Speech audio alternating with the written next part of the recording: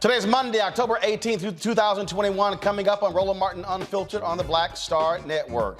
The first African-American to ever be appointed chairman of the Joint Chiefs of Staff.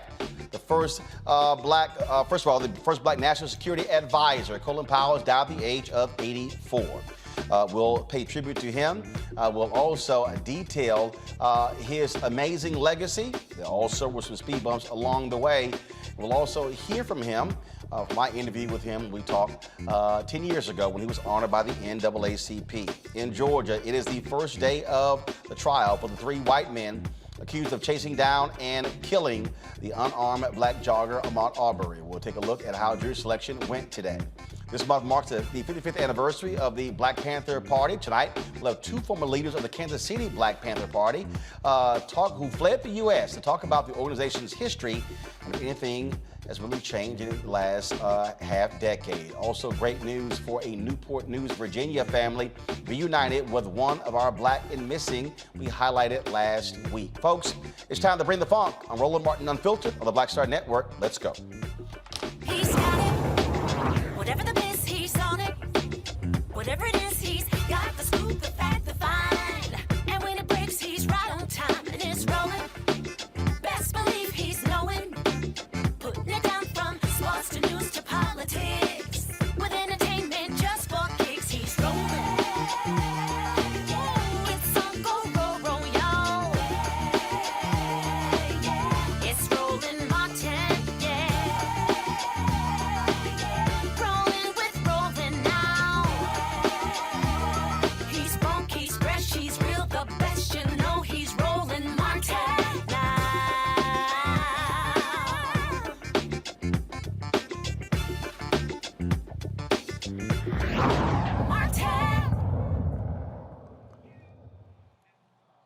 Hundreds of potential jurors were packed in a South Georgia courthouse as jury selection began for the 3 white men accused of murdering Ahmaud Arbery.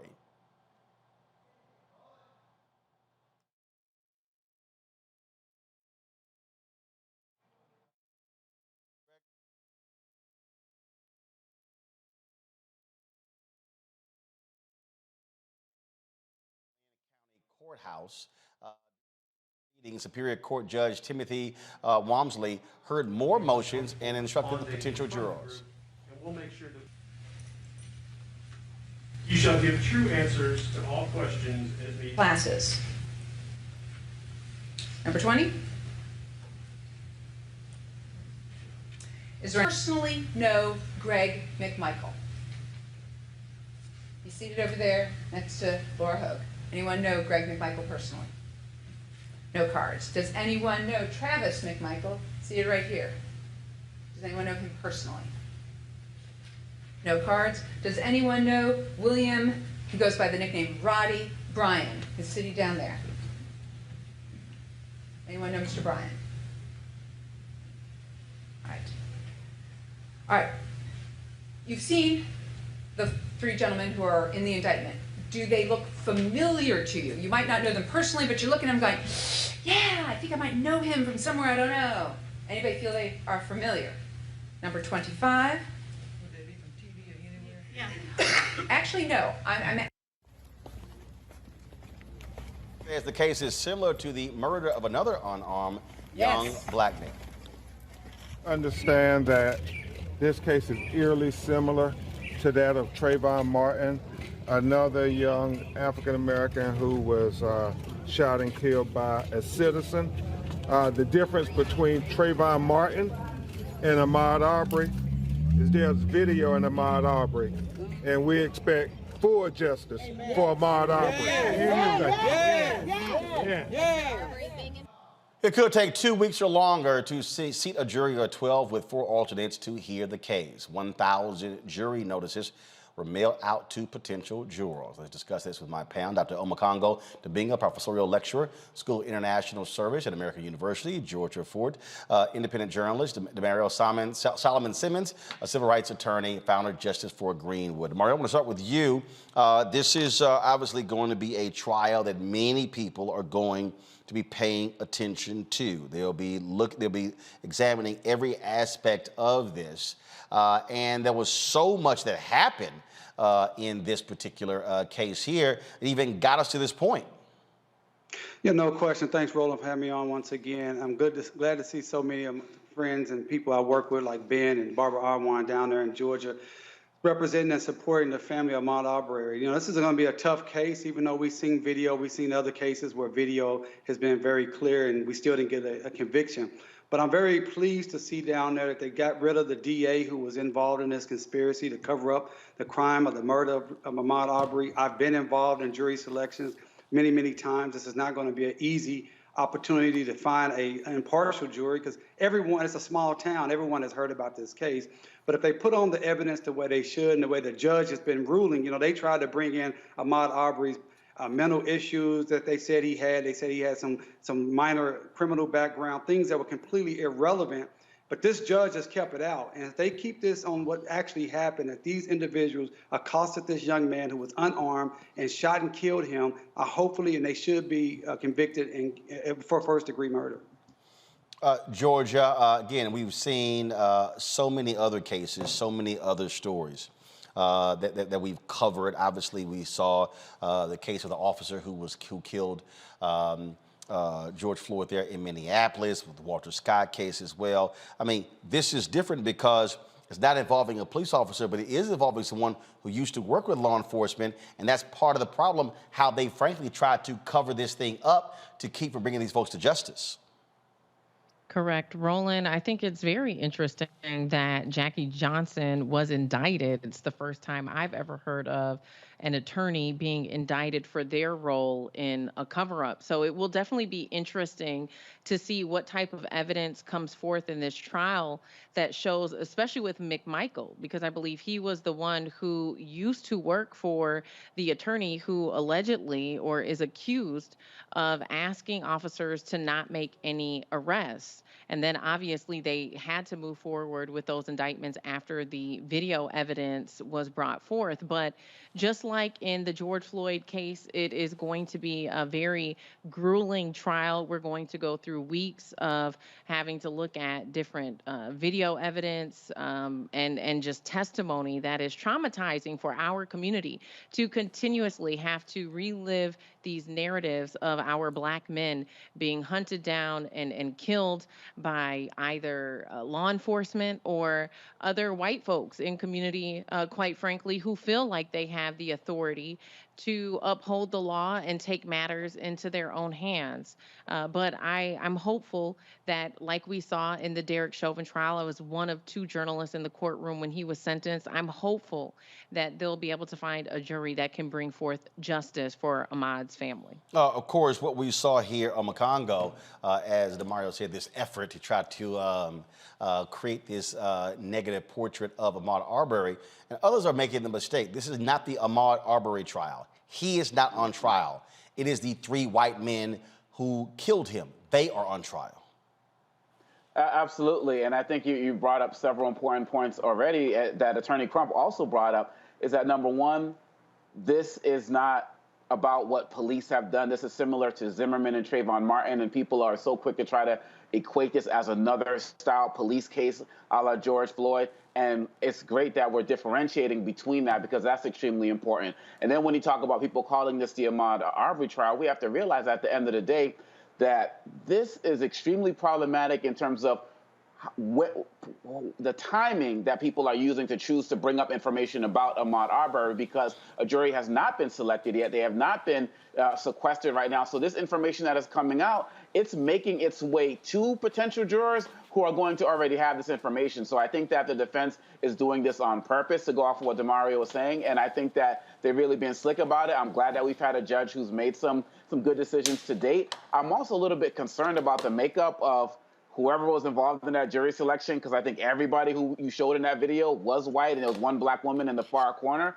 So that gives me a little bit of concern as well. And so, yeah, we have to make sure that people realize this is not the Ahmaud Arbery trial. These guys did not know anything about his status or probation or anything when they decided to execute him. And really, at the end of the day, it comes down to making sure that we don't let that narrative stick. You know, look, Demario, we talk on this show a lot about voting and about voter suppression. What people have to understand, if you're not a registered voter, you don't get to be a part of jury selections. You don't get a jury notice. The two go hand in hand. No, it absolutely goes hand in hand. And a lot of times, and I'm always advocating for this, and I'm Roland, I know you are, is a lot of times our people will get a jury notice and they say, hey, get me out of jury duty. I get that call all the time from my friends and professionals, and I'm saying, no, we need to show up, because it makes a big difference to have just one Black face in the jury room. It makes a big difference on the deliberations and what may happen. And that's why it's important for us to be involved at every step of the political process, registering to vote, voting, and showing up when it's our time to do our duty. Well, is the point there, Georgia, that we keep emphasizing that, and yeah, folks, oh my goodness, here comes the jury, but then a jury notice, a jury summons, but then they complain when something happens. Yeah, well, I'm not sure if you still have my audio here, but Yeah, we got you. We got your audio. even in the Derek Chauvin trial, you know, there were weeks of jury selection, and you had folks who were trying to wiggle their way out of it, but also just even the process, right? The jury selection process we saw in that trial, and I'm pointing to that trial, I know that there are some major differences, but just to point to the jury selection process, that was the first time America really got to see just how that process can be discriminatory. I mean, there was a woman who spoke Spanish, and they put her on the chopping block so quick and basically said she was incompetent just because English wasn't her primary language, right? That shouldn't be the reason why somebody is disqualified. And so, as we look at these trials more and more, as they're televised and more visible across our country, we also need to be examining the process in which jurors are selected so that we can have an inclusive process that allows everybody a chance to sit on that jury and ultimately decide, and I mean, think about how critical that role is to our citizenship. Well, again, it's the thing is trying to get people to understand why all of these things are connected. We talk about connecting the dots, and so voting and voter registration is tied directly to a number of issues: who we elect as DAs, who we elect as judges, but also who gets these jury summons. And so that's why we emphasize this a whole lot and trying to get our people to understand that. Got to go to break. When we come back, we're going to talk about Supreme Court addressing the issue of qualified immunity. That is next on Roland Martin Unfiltered, right here on the Black Star Network.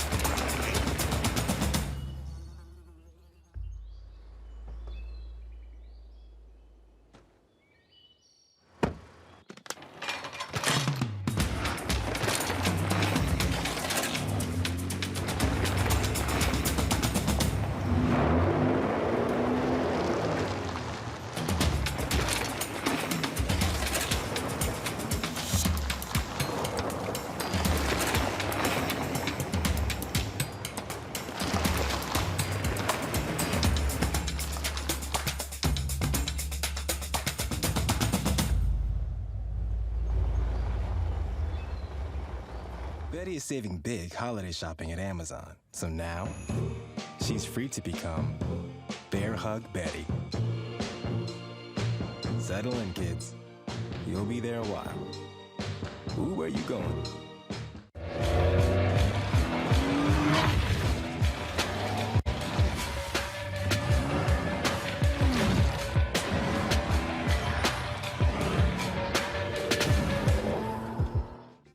What's up, everybody? It's Godfrey, the funniest dude on the planet. Hey, I'm Taj. I'm Coco. And I'm Lily. And we're SWV. What's up, y'all? It's Ryan Destiny, and you're watching Roland Martin Unfiltered. In two cases, the Supreme Court says police officers were entitled to qualified immunity when using force. In two unsigned opinions, the court stressed police are entitled to be shielded from liability unless it is clear to a reasonable officer that their actions are unlawful. Now, qualified immunity protects officials from lawsuits unless it can be proven they violated clearly established rights a reasonable person would know they have. One case involved an officer putting his knee on a man's back during an arrest while removing a knife from his pocket. In the other case, two officers shot and killed a man after he appeared to threaten them with a hammer. Now, police reform advocates have called for an end to qualified immunity, arguing it insulates officers from accountability for wrongdoing. DeMario, when you look at these cases here, it speaks volumes, if you will, to this balance that we're trying to strike. And again, police officers, I mean, they want to protect, they want to keep this in, but the bottom line is here. We've got to deal with this reality of how this is impacting accountability. And so we don't have the Georgia Floyd Justice Act. It still hasn't passed on the congressional level, but you do have efforts where it can be impacted on the state level. Yeah, and Roland, this is something that you know I deal with on a daily basis in my practice. We do a lot of issues having to deal with qualified immunity, and it's one of the worst things that can happen to a family. This is my client, Dr. Tiffany Crutcher, whose twin brother Terrence was shot in 2016.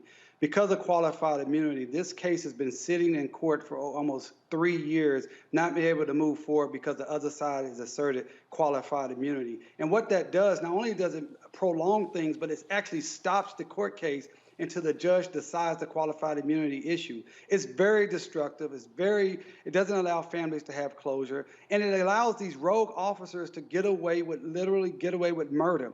In the case, one of the cases that you're talking about is right here in Oklahoma, in Tahlequah, Oklahoma, where they cornered a man who they knew was intoxicated.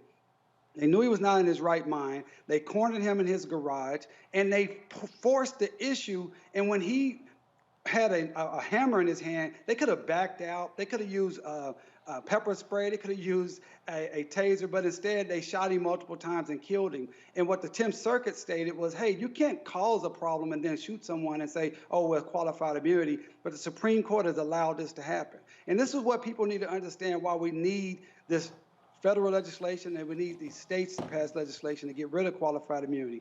It's not in the statute. It is a court-created law that was created by the courts back in the early 1980s when civil rights attorneys were able to use 1983 legislation to finally hold officers accountable.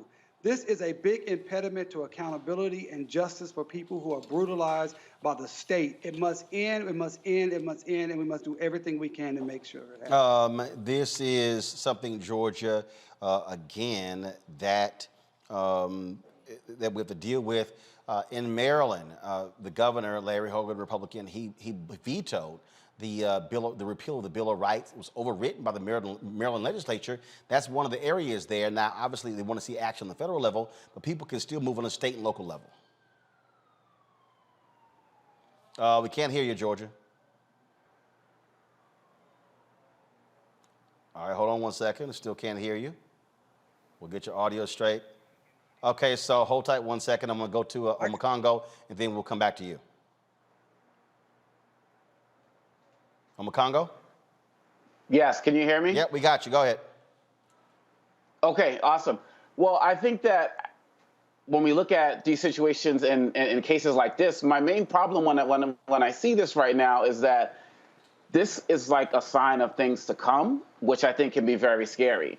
And really, at the end of the day right now, I'm glad is what Demario was talking about in terms of there's other ways we can get around this, because we have to fight every single day just to make sure that the basics are taken care of. And one of the challenges we see right now is that these police don't care about de-escalation techniques. They don't care about fully engaging with the community. And we're going to get more situations like this. And when I see it right now, I feel like this type of case is going to make these officers feel like they are empowered to do more of this. And so we have to keep making sure that we're fighting at the local level in every way possible in order to make sure that this doesn't continue. But I got to tell you, Roland, when I first heard about these the rulings, I was like, okay, this is terrible. But then I was like, let me go and actually read what the cases were when it was sent to us.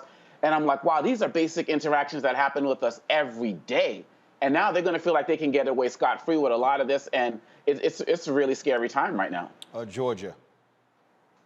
Yeah, I mean, I would just echo that. I think even here in Minneapolis, we're seeing the aftermath of community trying to figure out what is the best way to move forward with the police department that's currently being investigated by the Department of Justice.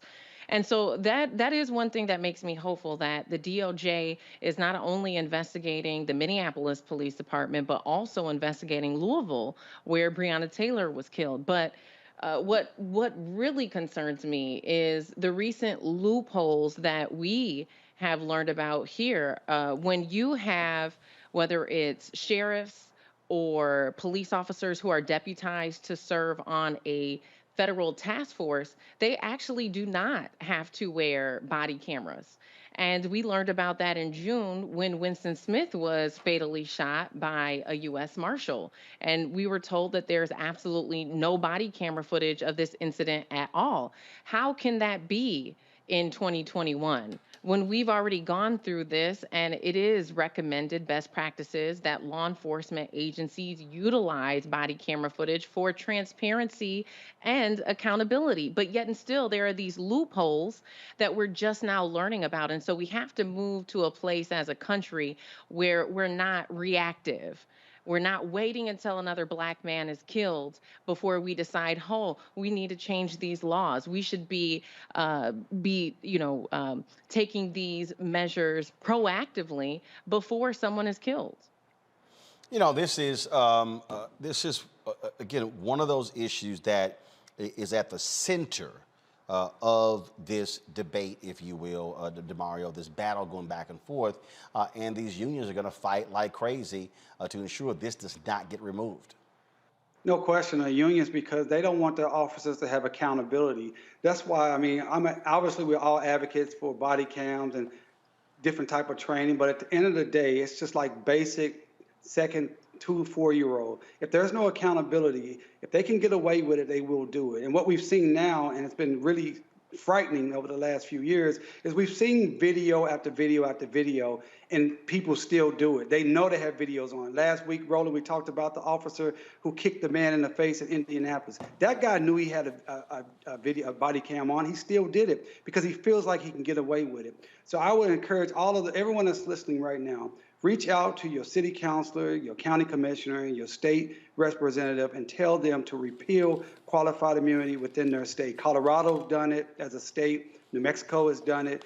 New York City has repealed qualified immunity. So even though we don't have it on a federal level, we must continue to attack qualified immunity. It is the single biggest impediment to police accountability that is out there right now. They can kill people, beat people, steal money. They had a case in Fresno last term at the Supreme Court where these 2 officers literally stole hundreds of thousands of dollars from an individual, and the Supreme Court said, well, it wasn't clearly established law that they did not have the right to steal this money. They literally stole money from a citizen, and the Supreme Court said qualified immunity protected them from prosecution, from being sued. And that's what we're up against, and that's why it's so imperative.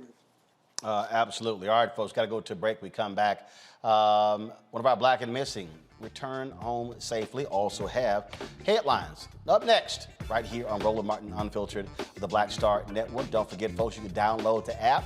More than 18,000 folks have done so. Our goal is to get to 50,000 by December 31st, by the end of December. So please download on your Apple iPhone, Android phone, Roku, Android TV, Amazon Fire TV, Xbox and Samsung as well. You can, of course, support Roland Martin Unfiltered as well by joining our Brina Funk fan club, where every dollar you give goes to support what we do.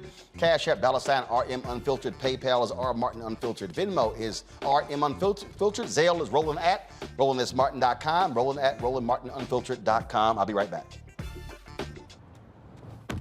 Oh, that spin class was brutal. Well, you can try using the Buick's massaging seat. Oh, yeah, that's nice. Can I use Apple CarPlay to put some music on? Sure. It's wireless. Pick something we all like. Okay, hold on. What's your Buick's Wi-Fi password? Buick Envision 2021. Oh, you should pick something stronger. That's really predictable. That's a really tight spot. Don't worry. I used to hate parallel parking. Me too. Hey. Really outdid yourself. Yes, we did. The all-new Buick Envision, an SUV built around you, all of you. Once upon a time, there lived a princess with really long hair who was waiting for a prince to come save her. But really, who has time for that? Let's go. Feeling myself. I'm feeling She ordered herself a ladder with Prime one-day delivery, and she was out of there. I'm with some hood girls looking back at it, and a good girl in my tax bracket. Now, her hairdressing empire is killing it. And the prince, well, who cares? Prime changes everything. I'm Bill Duke. This is Diala Riddle. What's up, y'all? I'm Will Packer. I'm Chrisette Michelle. Hi, I'm Chaley Rose, and you're watching Roland Martin Unfiltered.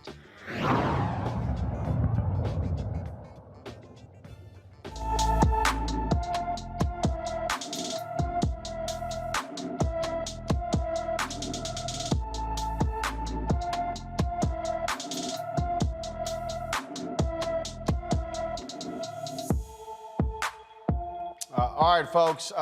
Every day, of course, we feature someone who is black and missing on this show. Many of their stories do not get the attention that is needed. Lakira Pitt Goldsmith, she has been missing since November 27, 2018 in Montgomery, Alabama. Her grandmother saw her getting out of her boyfriend's car, but she never made it back into the house.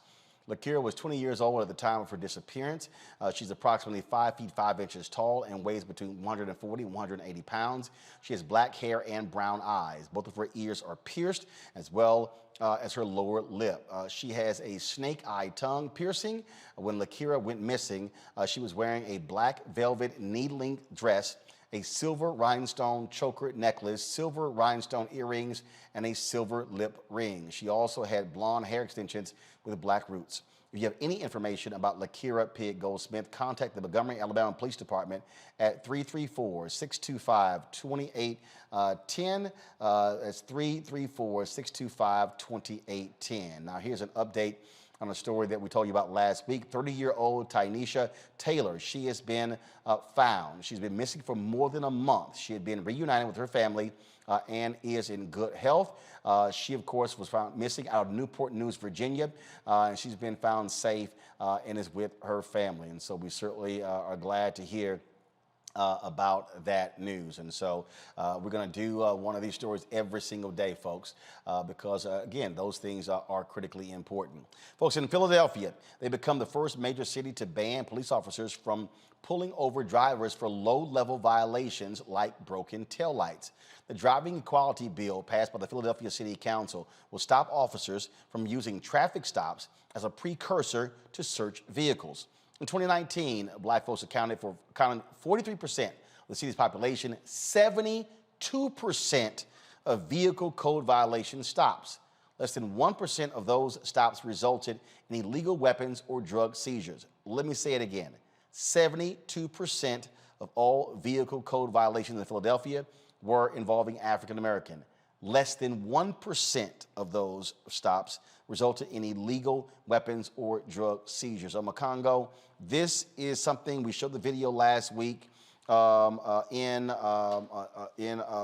we did several videos that it happens all the time. Walter Scott, that was a taillight. Case of the brother there in Minneapolis, the Dante officers Wright. go, Dante, what? Traffic stop. I mean, we can go on and on and on how many times traffic stops have resulted in the death of African Americans. And so this is a great move by the City Council of Philadelphia. I really commend the City Council of Philadelphia for what they're doing. And you can go even outside of this to situations with stop and frisk in New York. Whenever there's any type of policy that allows the police to interact with civilians, the majority of the cases are always going to be affecting us. Same thing we saw with Ferguson when they did a study a while ago. And other cities need to follow suit with this. These basic interactions should not cost us our lives, illegal searches, or other types of issues. You're talking about 43% and over 70% of the people stopped. We need more of this. We talk a lot about, and again, this is an example of what happens from what we were talking about in the last segment, of when you're proactive instead of reactive and not just waiting for the next case to happen. And so other cities need to, I would love to see that happen in places like DC, in my hometown of Boston, Massachusetts, because really at the end of the day, we need more of this. And it's another example of what people can be doing on the local level while this federal government is still dragging its feet on every part of legislation having to deal with police interactions with black people, which is extremely frustrating. Georgia, this is one of those examples, again, for people who are watching, and it's amazing to me how many times we have to reiterate this. When folks focus on, oh my goodness, Congress is not acting, Biden's not doing anything, and I keep saying, you can impact criminal justice reform, you can impact mass incarceration, you can impact all these issues, not just in Washington, D.C. City councils, county governments, state legislatures, they can all take action. This type of law passed by the city council is important because in other cities, DAs have announced they are not going to prosecute these cases. This is the city council ordering the cops, do not do it. Yeah. And these are the kind of reforms that are needed in order to restore trust in communities of color. I mean, what we've seen over the last decade is severe erosion of trust between police and communities of color. And so, unless we're seeing more of these types of reforms, we're going to continue to have issues. Roland, you have someone like Philando Castile, who was pulled over 49 times in 13 years, 49 times. That is ridiculous. And so I think that this is a huge step in the right direction. But, you know, even here, we're approaching a huge vote that's coming up on November 2nd, where you have some folks who are looking to seriously abolish the Minneapolis Police Department. And even going back to folks like Angela Davis, civil rights icon Angela Davis. I remember hearing her say that reforming the police is like reforming slavery. And at one point in time, before slavery was abolished, there were serious conversations about reforming slavery, and that sounds absurd, right? And so she drew that parallel here in a city where they are drawing blueprints of what a new public safety department could look like. But I think that on a local level, if you're seeing more police departments get real serious, and I mean real serious about their commitment to reform and adapting a model like this, we might actually be able to salvage our police departments in this country. You know, DeMario, the thing that I think is hard for people to come to grips with is that we have given so much leeway and allowed police officers to do, frankly, do whatever the hell they want. In the next segment, we're going to talk about the 55th anniversary of the Black Panther Party. Everybody forgets the Black Panther Party was founded initially to protect black citizens from police abuse.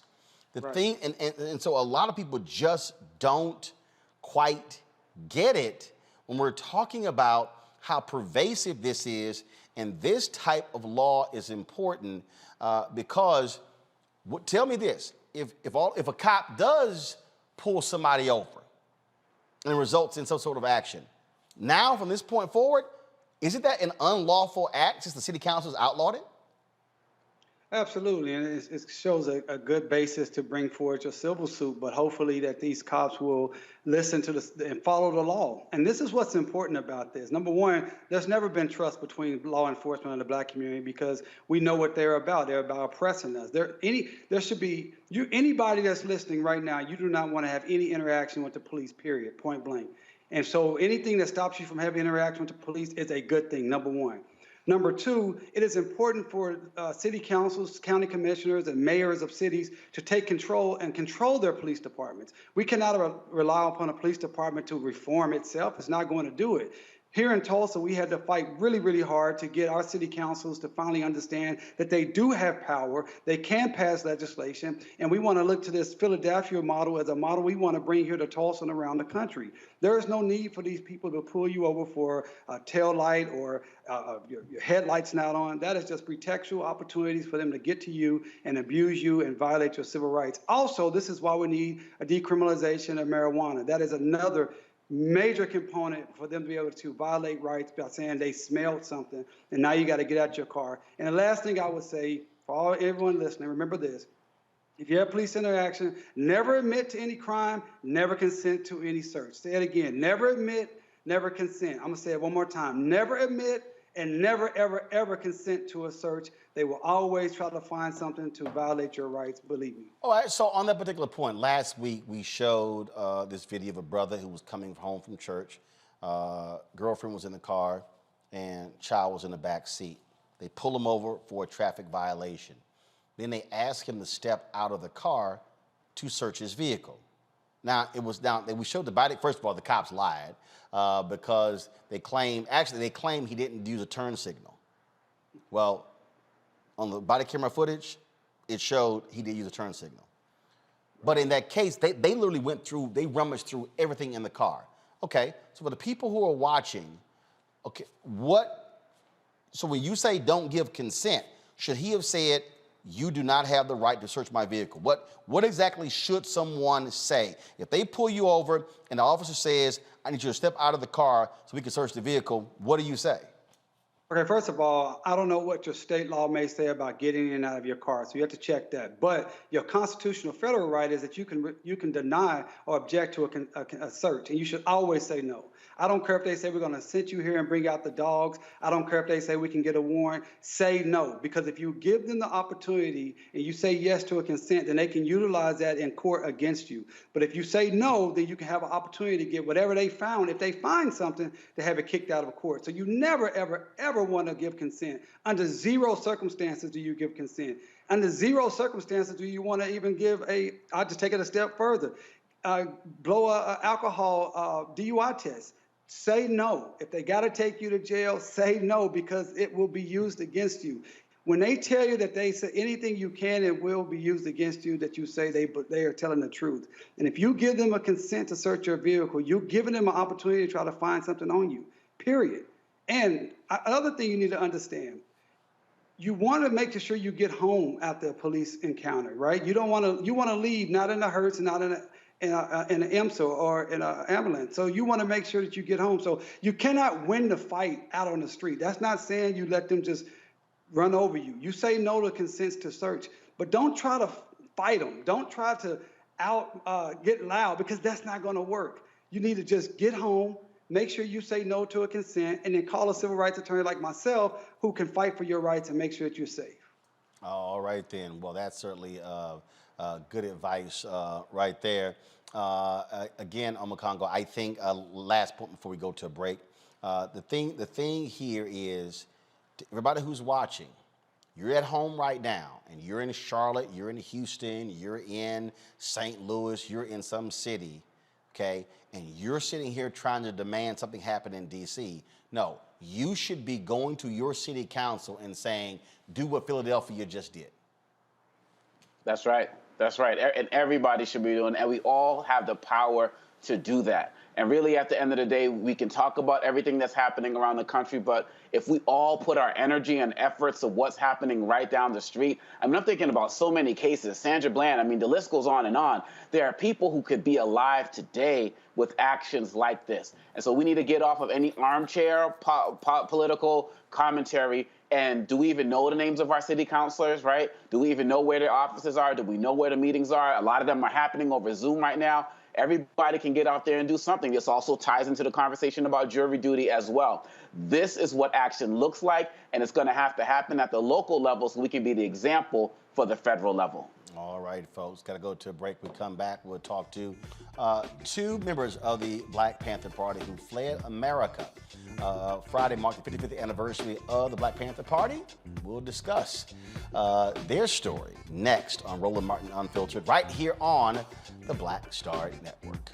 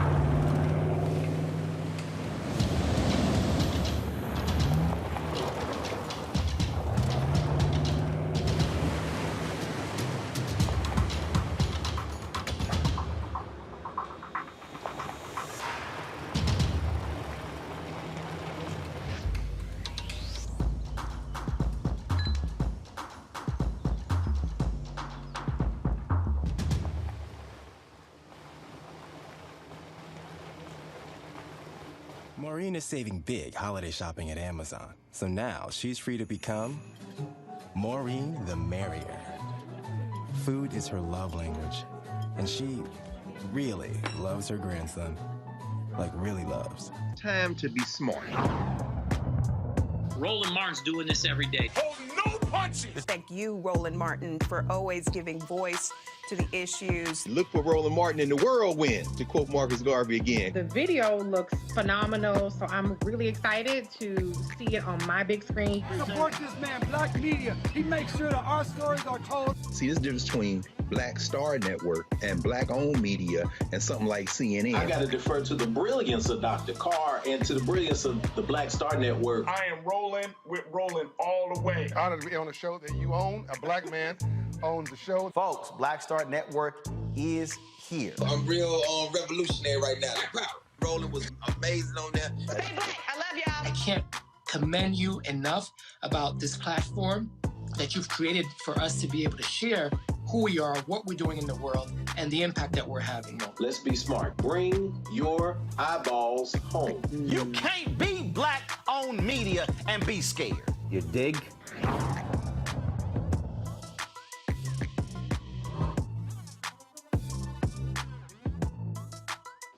My name is Charlie Wilson. Hi, I'm Sally Richardson Whitfield. And I'm Dodger Whitfield. Hey everybody, this is your man Fred Hammond, and you're watching Roland Martin, my man, Unfiltered. The Black Panther Party, originally called the Black Panther Party for Self-Defense, was founded by college students Bobby Seale and Huey P. Newton October 15th, 1966 in Oakland, California. Friday marked the 55th anniversary of the Black Power political organization. Considered one of the most revolutionary yet dangerous groups in America, of course, by the FBI in America. Of course, they had chapters all over the country and the world. Yet America was also scared of African Americans claiming self-defense. And so it was J. Edgar Hoover and COINTELPRO, the federal government, state legislatures, also cities as well, that targeted the Black Panthers, saying they simply would not allow them to grow in power and influence. Well, two of the Kansas City Black Panther Party founding members, Pete O'Neill, who is out of Tanzania, and his wife Charlotte Hill O'Neill, who's in Kansas City, they join me now on the show. Glad to have both of you here. First and foremost, Pete, you're there in Tanzania. Why? I am, sir. Because I've been in exile for 51 years. And my wife and I, my lovely wife and I, have been able to maintain and continue the work and the efforts of the Black Panther Party here. We have built a community center that is internationally known. We have raised children. We have educated people in the arts, English, computers. Our works are legion. And I have to give a lot of credit to that, to my lovely wife sitting there next to you. How you doing, babe? I'm doing great. Good to see you. Good to see you, too. So, Pete, you said you're in exile. Why? What happened? Because I had an ongoing beef with the chief of police in Kansas City, Clarence Kelly, who later replaced J. Edgar Hoover as the director of the FBI. I went to Washington, D.C. to lodge charges against him for confiscating guns and turning them over to right-wing organizations. Fairness demands that I correct that and say that I charged his officers of confiscating guns and turning them over. They had a hearing to clear his name, and of course, he was cleared. But that led to my being in exile. They came back a few weeks later and found where I had bought a gun a year before, a $19 single-shot shotgun, and they claimed that I had transported it from Kansas City, Kansas, to Kansas City, Missouri. And that, in some places, is going across the street. Now, I have carried many guns across that state line, but I did not with that one. And I was found guilty. They concocted 3 charges, 5 years each. They found me guilty on 1, had a hung jury on 2. The prosecutor jumped up and said, "We're going to retry him." They gave me 4 years on the 1 year. I've never said this publicly. I'm going to do this now. A policeman, Sergeant Parker, who was a liaison between the police, they used him as a liaison, to try to sway us away from our revolutionary activities. I used to talk about him bad, call him an Uncle Tom. I didn't know he was an angel in disguise. He came to me one time, and this is so on my mother's grave, and he came to me and he looked at me. I was at the YMCA. He said, Pete, when you go to jail, they're going to kill you. And he looked at me. This is a man older than me. And he started crying. He said, they're going to kill you, and ain't a damn thing I can do about it. Well, I can remember Kenny Rogers in The Gambler, where he played, he sang this song. He said, you got to know when to hold them, know when to fold them, know when to walk away, and know when to run. I knew at that moment it was time to get out of Dodge. I took my 19-year-old wife, and we got on a Scandinavian plane, and it took off. It climbed, heading north, and all that was left on the ground was its shadow. And my wife and I went into the beginning of a 51-year, extremely exciting adventure, and the adventure continues. So, Charlotte, you're in Kansas City, and so have you been traveling back and forth? Every year I go on our UACC Heal the Community Tour. And I tell you, I just flew in day before yesterday, so I am jet lagged. But I'm so happy to be on the Black Star Network. Yes, and this is such an auspicious occasion. Just think, 55 years of the founding of the Black Panther Party. And it's still a lot of we who are now elders, you know, but we are still doing community work. And that is because of our experiences in the Black Panther Party. And like Brother Pete just said, we have been able to continue the community service that was the main thing of the Black Panther Party. Of course, it started out as being trying to protect the community, trying to sensitize the community to police brutality. But people a lot of times forget the thousands of children that we fed all across the country. You had to do this in each chapter. The medical centers, the helping incarcerated people and their families, you know, and this is what we have continued to do. And during Brother Pete's exile, we have not just survived, Brother Roland, we have thrived. And we have become one of the legends in the community in Tanzania and all over the world. And I'm so proud of that. Being a positive example for these young people, we need all the positive examples that we can get. Yes, we do. So, Pete, what is it about the Black Panthers that, in your estimation, that people make the biggest mistake when they talk about the Black Panthers? What's the biggest mistake folks make? Most people look at, I have had people ask me this to my face. They will say, yes, but aren't you a terrorist organization? I said, we most certainly are not.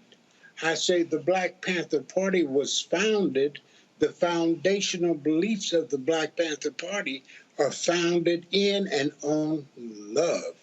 Love for our African-American communities, and if you want to take it to a more egalitarian situation, love for poor and oppressed people throughout the world. Our job, we started out, as Charlotte so correctly pointed out, we started out to protect the Black community. And then we had to serve the Black community. And this is what Charlotte and I are like this to this day. If we are not working, if we are not doing something concrete to contribute to the development or the survival of our community, we feel bad because we know we're coming up short. We know there's something we're not doing right. And so we do this. We have raised over 30 children, not orphans. I wouldn't call them orphans, although some of them may have been, but they all come from extremely challenged backgrounds. We took them as babies, small, not babies, toddlers, some 4 years old, something like that.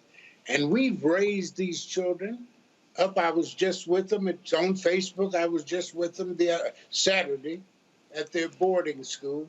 And they're getting ready, they're young adults getting ready to enter into the world. We did this, and we did it not in the name of Pete and Charlotte O'Neill. We did it as members of the Black Panther Party. And we are known throughout the world for this type of work. We've had some notable people come here. My cousin is Congressman Emmanuel Cleaver. He's been out here. Sean Penn, the actor, has been out here at our place. Jude Law, the actor, has been here. What we need to do now is get some of our good folks of color, more of them, to come out here and see what we're doing and see how they can join hands with us and become involved in the very good work that we're doing. I'm telling you, this woman here that I'm married to, someone referred to her correctly as being angelic. She is, and I don't want to take up too much time on this, but it's just simply the truth. She's an extremely good woman, and she's had such a positive effect on me that it makes me so proud. I wake up in the morning and look in the face, look at my picture in the mirror, I say, I'm not as bad as I was yesterday. And it's in due to a large part because of this woman right here. Telling you the truth, brother. You know, I'm telling you, I'm from the streets. I have no reason to lie to you, no gain whatsoever. That is just hardcore truth. She has had an effect on me that is profound. And it's odd because it started out, I was her older man. She had just turned 18 years old. I was 29 years old. You can only imagine how her father took that when she took me over there to meet him. But he wanted to shoot me. I know he did. But he later became my best friend. But the script has been flipped. Now she's impacting on my life. I stay here with the kids 24/7. She travels around the world and she comes back and tells me about the exotic adventures she's had in China, in Venezuela. It's just amazing. So anyway, I said we've had these people come out there. I'd love to have you come, brother. I really would. I'd love for you to come. I'd love for you and your crew to come out here and see, is this just hype? This stuff they're talking. Is it that, you know, someone could run that like that and make it sound good, but it really is true. Well, we might have to make that happen. I'm already, I know I got to go to Liberia in 2022 for the 200th anniversary. And so they're trying to get me to come back to Ghana, and the Senegalese folks, the Nigerian folks will come. So we might have to make that a part of the trip. I'm going to get a quick question from each one of my panelists before we go to a break, because we're doing our Colin Powell tribute. Georgia, you get the first question for Charlotte and Pete. Well, first, I just want to say thank you for your service to our community and for just keeping the legacy of the Black Panthers alive. I'm curious to know from you both how you have viewed the last year or two here in America, as we've seen so much protesting, and we've seen these photos from 2020 in comparison to, you know, the 50s and the 60s, and it looks so similar. What are your thoughts about the recent uprising? Do you feel like we've made progress? Do you feel like America has backslidden? What are your thoughts on that?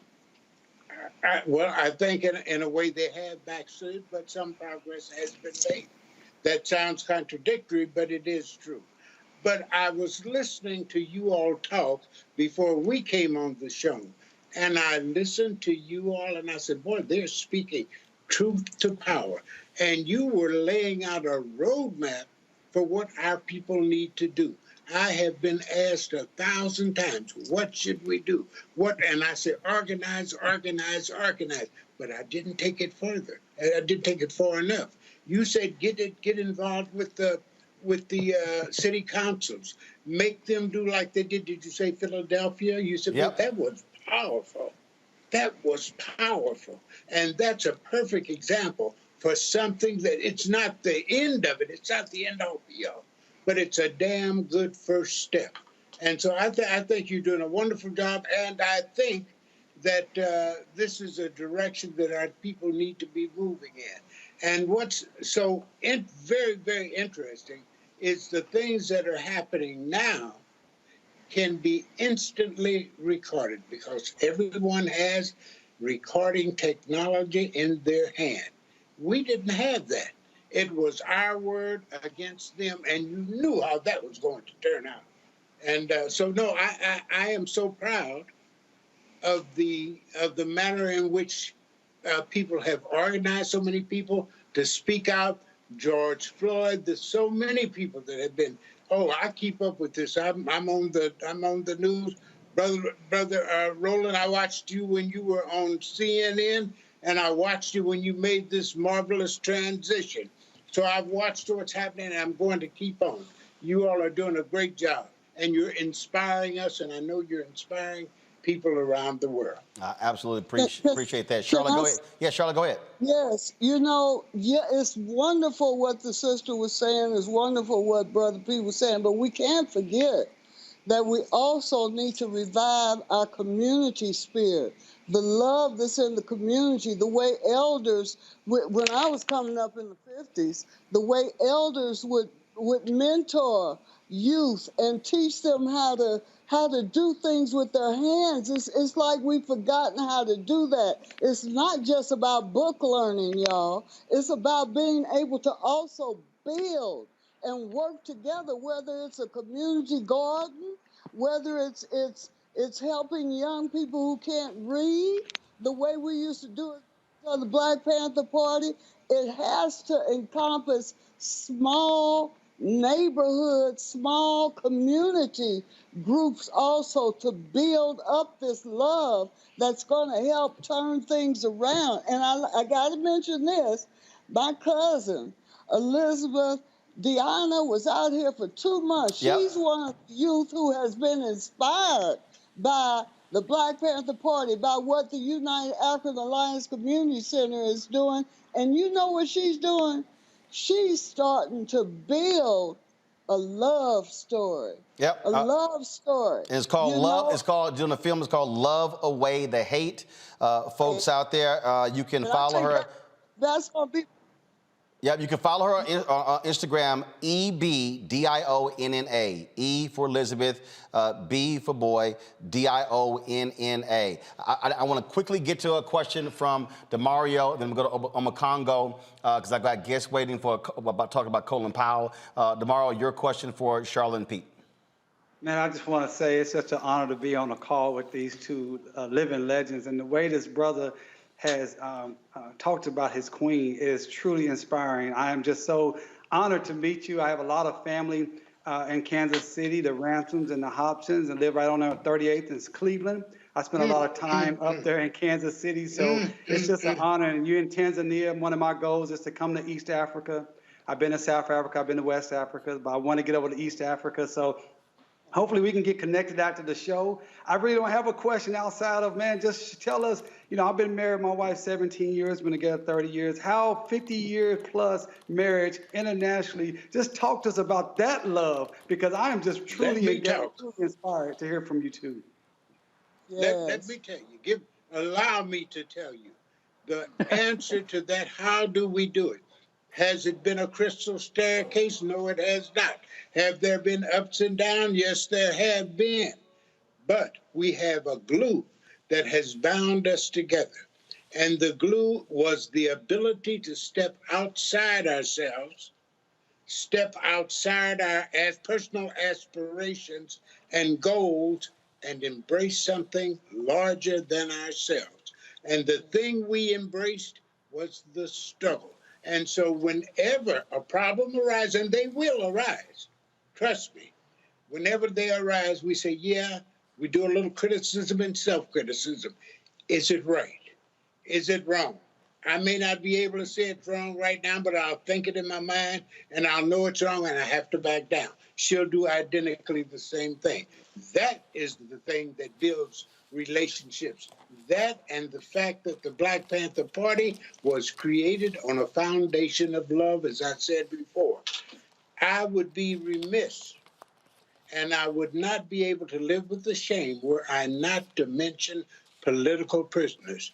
You all, while we're talking about what to do, we've got to get these people out of jails that have been languishing and suffering for 30 and 40 years for crimes that were made up by COINTELPRO. We all know it was. We all know COINTELPRO still exists. Ed Poindexter in Omaha, Sundiata, all of these, and the names are too numerous to mention. We need to do something for these people. This is what I'd like to leave with you. I'm charging you. I'm doing everything I can. I'm thousands of miles away. My wife and I, we talk about political prisoners whenever we have an opportunity to. You all are in the trenches. You've got to do something. You've got to do it. I'm actually running short of time. Charlotte, I want to give you a final comment. I can't get your question on Congo. I'm so sorry. But Charlotte, you can go ahead and give your final comment. I'd like to say, don't give up, y'all. Don't give up. Life may be rough, things might get tough, but don't you give up. Love y'all. Blessings flow. Oh, I will certainly appreciate it. We will. So when the film comes out, we certainly will have y'all back on to talk about it again. Folks, it is Love Away the Hate. A film that Elizabeth is working on, and again, her IG, folks, is take this down. You begin to follow her. Is EBDIONNA, EBDIONNA. Pete O'Neill, Charlotte, we appreciate it, and again, we hope to see y'all soon as a part of our African journey. We may have to spend a month there, since all the places people trying to get me to visit. So we'll see what happens. I appreciate it. Thanks a lot. Thank you. All right, y'all take care. Thank you so very much. All right, folks, hold tight 1 second. When we come back, we'll pay tribute to an American hero, retired General Colin Powell, who passed away today at the age of 84. You're watching Roland Martin Unfiltered on the Black Star Network. Oh, that spin class was brutal. Well, you can try using the Buick's massaging seat. Ooh, yeah, that's nice. Can I use Apple CarPlay to put some music on? Sure, it's wireless. Pick something we all like. Okay, hold on. What's your Buick's Wi-Fi password? Buick Envision 2021. Oh, you should pick something stronger. That's really predictable. That's a really tight spot. Don't worry, I used to hate parallel parking. Me too. Hey. Really outdid yourself. Yes, we did. The all-new Buick Envision, an SUV built around you, all of you. Once upon a time, there lived a princess with really long hair who was waiting for a prince to come save her. But really, who has time for that? Let's go. Feeling myself. I'm feeling She ordered herself a ladder with Prime one-day delivery, and she was out of there. I want some hood girls looking back at it and a good girl in my tax bracket. Now, her hairdressing empire is killing it. And the prince, well, who cares? Prime changed everything. But I'm back at it and I'm feeling myself.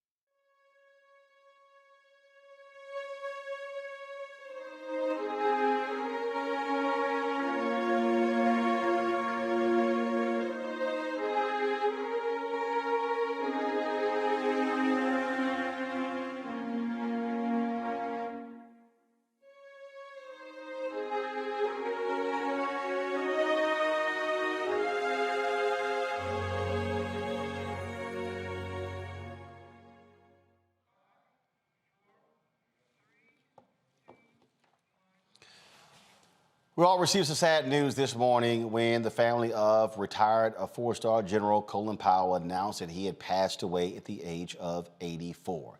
America's first black Secretary of State, also the first black chairman of the Joint Chiefs of Staff, in addition to the first black National Security Advisor. a remarkable man who had done so much for this country. His family released the following statement on Facebook. General Colin L. Powell, former U.S. Secretary of State and Chairman of the Joint Chiefs of Staff, passed away this morning due to complications from COVID-19. He was fully vaccinated.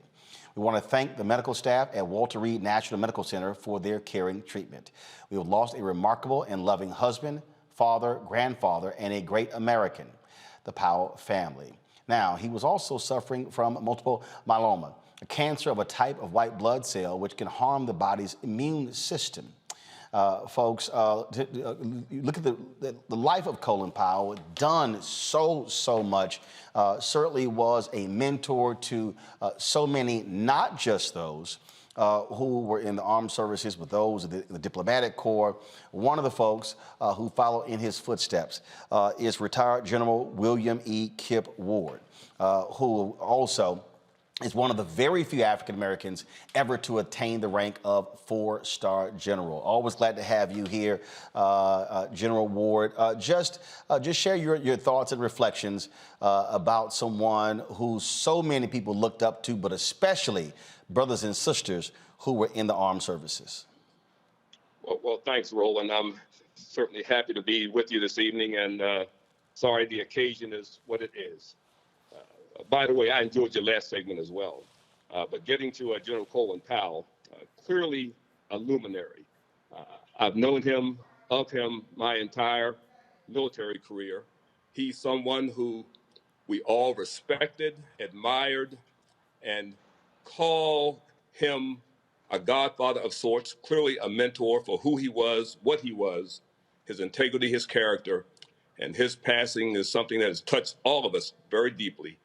Certainly members of the African-American and minority community of the armed forces, as well as the diplomatic corps. But in some very real aspects, much of America, if not all of America. We lost a luminary, one that is greatly respected and admired, and he will be missed. As I reflect on my understanding of him, truly it goes back to the early 70s, when as a young lieutenant, then captain in Korea, I knew of Lieutenant Colonel Powell. And although we weren't in the same brigade there in the 2nd Infantry Division, I knew him as being one of the 3 black commanders during that time frame in Korea. My association with him continued after that, when as a student at Fort Leavenworth, he came to the Commanding General Staff College there and saw that there was no recognition of the Buffalo Soldiers and embarked upon a mission to make that a reality, and it did. And then I was blessed again to be with him when I was commanding my battalion in Fort Wainwright, Alaska. And he was the Forces Command commander after being promoted his 4-star as the 2nd black to get that rank. And he visited my battalion in Alaska. He told me, Kip, it's cold up here. Ironically, I was able to visit with him a few years later as a brigade commander, and he visited my brigade in Somalia. And his comment was, Kip, it's sure hot here. And then, thankfully, when I was elevated to be the first commander of AFRICOM and becoming our nation's first black combatant commander, he was one of the first to congratulate me on that. And always a source of mentorship, inspiration, and just always remembering who he was and what he represented. Respectful of people, respectful of everyone, regardless of their station in life, reminiscent of his roots as the child of immigrants from the Virgin Islands, from Jamaica. He wrote a book on leadership, and he talked about the importance of leaders. And he gave an interview where he talked about how he did not trust his gut when he went before the United Nations and made the case to go to war with Iraq. And he was, out of all the people who served under President George W. Bush, he was one of the very few who said he made a mistake. And he talked about that. And he said, look, this is going to be a part of my obituary. He owned up to it. That was something that, again, if folks who knew Colin Powell, he did not run away from where he made mistakes. He owned it. And then gave people lessons on how they should make better decisions. You know, his character, his integrity. We're not perfect beings. There was only one who walked this earth, and so we're not perfect beings. And his acknowledgement of mistakes certainly is a mark of his character and his integrity, and in fact endeared so many of us to him even to a higher degree. Truly, that was an example that we all look to, and the notion of how we as leaders, be we military leaders, but also in civilian life, how we admit to mistakes is such an important part of who we are as characters. And truly, when it comes to leadership, when a woman or a man is able to say, hey, I didn't do that right, I made a mistake. Those who do it, as opposed to being a sign of weakness to their character, it's really a sign of strength in their character. And he was admired so much for that. Obviously, we were all very, very sad at his passing today, but he leaves us so many lessons. You mentioned his book, clearly lessons that he talked to there. When he would speak to us very recently, he sat down and had a 2+ hour meeting with the Rocks, talking about his experiences, continuing to pass along to those who have come behind him, both in years past, such as myself, who also now retired, but also to the youngsters, to have them have a further understanding of what it means to, one, be a person of your word, to be one who is respected because you give respect to others, regardless of their station in life, and that every person has value and meaning, and you don't have anything that you're so stuck to that once you hear something that is different than what you may feel and think, you are able to change your thoughts. Really, that's a great feature of this notion of diversity today, the ability to listen to others and adjust your thoughts based on the rationale that others provide you because you are willing to listen to that. And so, yes, that's part of his legacy that we all respect and greatly admire. One final question for you. I know you have to go, and that is it. General Powell was a black Republican. But General Powell was one of the few black Republicans who would get in the face of the party and make it clear that he was a black man. He was not going to be used for their purposes. When he endorsed President Barack Obama, when he endorsed Joe Biden, he made it clear why. And I think that was something else as well, where he talked about what that meant. Now, there are some other black Republicans who they use plantation, they throw stuff around, but that was not him. He was very clear on who he was, and he would make it clear to white Republicans that he did not shy away from his blackness. Oh, he was a man of his convictions, and those convictions were deeply rooted in his background, his heritage, what he learned from his parents, and with respect to who he was, he would not be denied because of any of those sorts of things. Well, General Ward, we certainly appreciate you joining us. Thank you so very much, sharing us with your thoughts about, again, a great man, Colin Powell. We shall miss him, Roland. We shall miss him, but his legacy lives on. Indeed. General Ward, thank you so very much. Thank you. Folks, when we talk about, again, the impact of Colin Powell, he was someone who, first of all, I'm gonna share some stories a little bit later when it came to someone who enjoyed life, enjoyed laughter. That's who he was, but he also was a straight shooter. Another person who is a straight shooter, that is retired Lieutenant General Russell Honoré, who joins us right now. Glad to have you here, General Honoré. Just share with us thoughts, reflections, personal stories about Colin Powell. Well, General Powell, condolences to his family, of course, Ms. Alma and their children and grandchildren. We all were going to miss him. It's like a member of the family passing away. from my time in the Army and afterwards to get to know him. General Powell is the general of our time. And we've only had a few of them in the history of our country, he being one of them. He set the standards for generals, statesmen, diplomats, and leaders for the 21st century. He is the general of our time. He set a course on strategy that had we followed in Afghanistan, we wouldn't have ended so pitifully. He said, if you go in, you have to get out. A part of your going in strategy has to be a strategy to leave. And we didn't learn that lesson. We didn't listen to General Powell. The other thing, General Powell will be studied for years in history, and it was very clear language, Roland. He said, if you break it, you've got to fix it. And we didn't listen there. And we ended up with a failed state called Afghanistan. Oh, by the way, it was failed when we got there, and we didn't leave it as we thought we should have. We didn't follow General Powell's guidance. But he was a true gentleman. He was a soldier's soldier.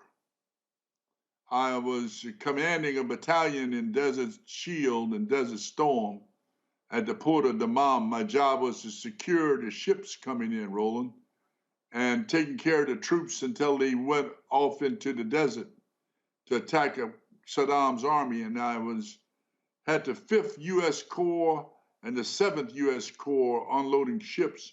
General Powell came through. We had about 18,000 soldiers there when he arrived. And he said, Russ, what do you need? I said, sir, our soldiers need telephones. They're going to the Saudi hotels and paying $30 for a 3-minute call. And that's not right. We should be able to provide that because they're using the AT&T phone system that goes through the UK so they can call home. He said, Russ, we'll take care of that. We got to take care of the soldiers. And Roland, around the world from where he was in Washington, 36 hours later, their airplanes arrived with AT&T trucks at the port of Dammam, Saudi Arabia, so our troops could call home. He knew the right touchstones. He was connected to soldiers, and they loved him, Roland. He was a soldier's soldier. One of the things that people don't understand, he also had a huge sense of humor. He was not always Mr. Serious.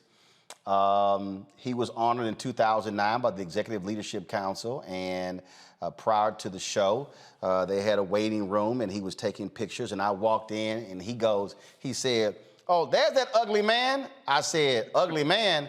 I said, I will cut your ass. I said, those 4 stars don't mean nothing to me. And so then when we had the program, we were introducing all the honorees. I told the story again. I told Colin Powell, I said, I cut your ass, and the whole room fell out, and I can still see he was just cracking up laughing at me telling this story to the other 3,000 people there. And so he absolutely had a sense of humor. Yeah, he had a way to connect with people. He was always the tallest man in the room, Roland, and I've been with him around many generals and elected politicians, but he had a way to stand out. His sense of humor, he could easily talk to a private or another 4-star general or a member of the cabinet, all within one breath, and made everybody feel that they were important and they were part of a team. He had that way of communicating with people. And yes, he could laugh. I remember some years ago, maybe 2006, I went to Washington and had the honor to sit down and have dinner with he and Miss Alma and General Ward and a couple others. And what a wonderful evening that was to just sit and relax and talk. And he had one-liners that worth emulating, because he was able to take the complex and reduce it to truths that the American people understood. And his character, Roland, I think someone asked me earlier, he was not an aspiring politician. He was a public servant who believed in the truth. And I've tried to emulate that myself. When you deal with the truth and you're not worried about being elected to an office, because politicians have the burden of telling people what they want to hear, not what they need to hear. And General Powell had a reputation of telling the American people what they needed to hear, the truth. Retired General Russell Honoré, we appreciate you sharing your thoughts about the passing of General Colin Powell. Thanks a lot. We're going to miss him. God bless him. I have a sister who served in the Marine Corps.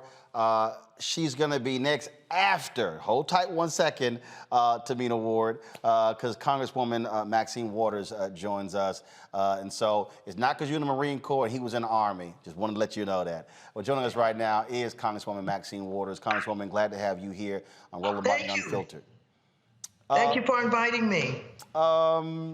Look, you had policy differences with General Colin Powell when it came to a variety of issues. But the one thing that I must say is that even people who had policy differences with him, there was a tremendous amount of respect sitting across from him talking about issues.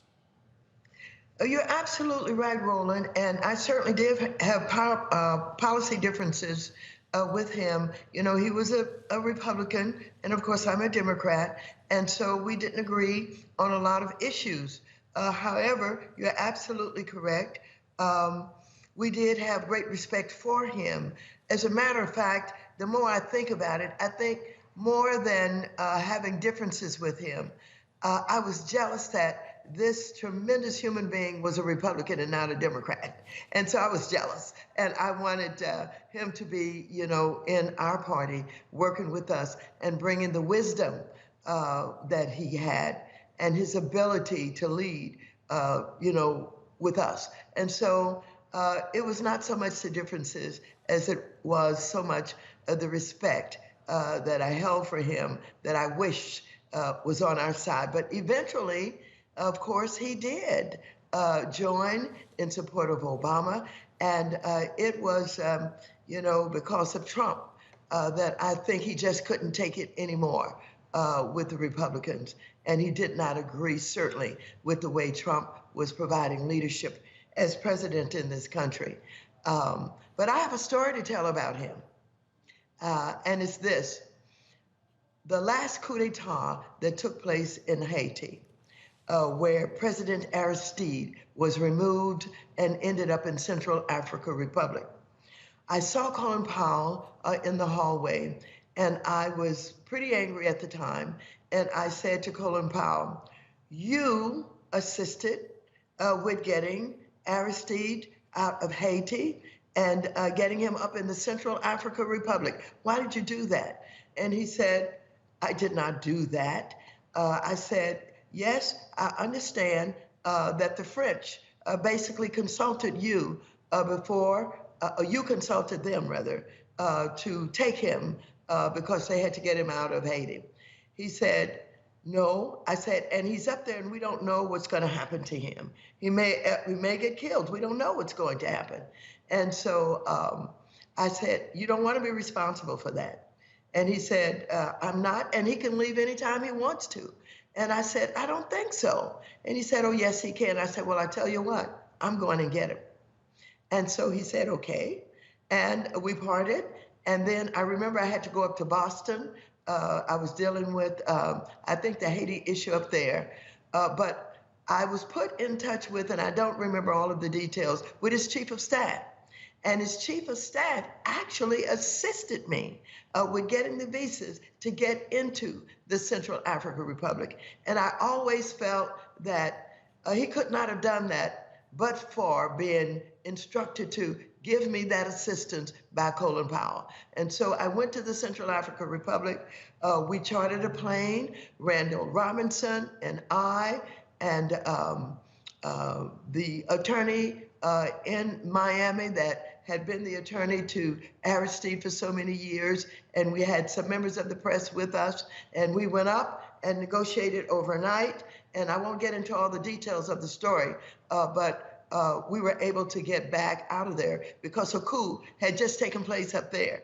But I always believe without Colin Powell telling me that he assisted me in getting up to the Central African Republic safely. That certainly speaks volumes to the kind of man that he was. I asked this of General Ward, and I'll ask this of you. He also was one of the very few people who admitted the mistakes that he made by going to the United Nations and using his credibility, which is why the Bush administration wanted him to give that presentation. And he said he did not trust his gut instinct. He said he knew something was amiss. He didn't trust it, but he admitted to it. And he said it would be discussed when he passed away. He was always fully aware of what other people thought about integrity. And that story makes me remember what Max Robinson said when he was standing at Howard University in 1988. He's dying of AIDS. And he says to the students at Howard, never ever lose your integrity or your credibility, because in the end, that's all you've got. Wow, that's very profound. I want you to know that Colin Powell showed up at some event with the Congressional Black Caucus. And he wanted to take a picture, and they wanted to take a picture. And I was kind of standing aside, looking on. And Colin Powell and I always had this relationship where, you know, he thought I was a little bit leery of him, and I thought he was a little bit leery of me. And so I was standing watching as they were organizing this photograph that they were going to take. And so he beckoned to me and said, come on and get in this photograph. And I was a little bit hesitant, but I couldn't refuse him. And so I got into the picture with the rest of the members of Black Caucus and took the picture because Colin Powell wanted me to be in the picture with all of them. And so you're absolutely right. Despite the fact there may have been public policy differences, et cetera, everyone respected him. He was a symbol of success. He was a symbol of an African-American man who had made it to the top and was not only a hard worker, but someone that people could trust. And I know that the way that he was misused in, showing the pictures of the ammunition, what have you, that was in Iraq, it was almost like a setup. And he never ever, he never ever got over that quite. And he knew that this would be recorded in history in ways that would undermine all of the work that he had done, all of the credibility that he had gained. And so it was unfortunate that it happened. I didn't know that he said he should have listened to his first voice, but I do know it was so unfair to be misused that way, and he regretted it always. Congresswoman Maxine Waters, we certainly appreciate you joining us for us this paying tribute to retired General Colin Powell, passed away at the age of 84. Thanks a lot. Thank you, Roland, for doing this. Thank you very much. Got to go to a break. We come back. We'll hear from a member of the Marine Corps, get her thoughts on General Colin Powell. We'll also share reflections from a number of luminaries, President Joe Biden, former President Barack Obama, President George W. Bush, CBC members. Also, Tyler Perry, who played Colin Powell in a movie, shared his thoughts as well. Folks, we will continue with our tribute to the late Colin Powell, who passed away today at the age of 84. You're watching Roland Martin Unfiltered on the Black Star Network.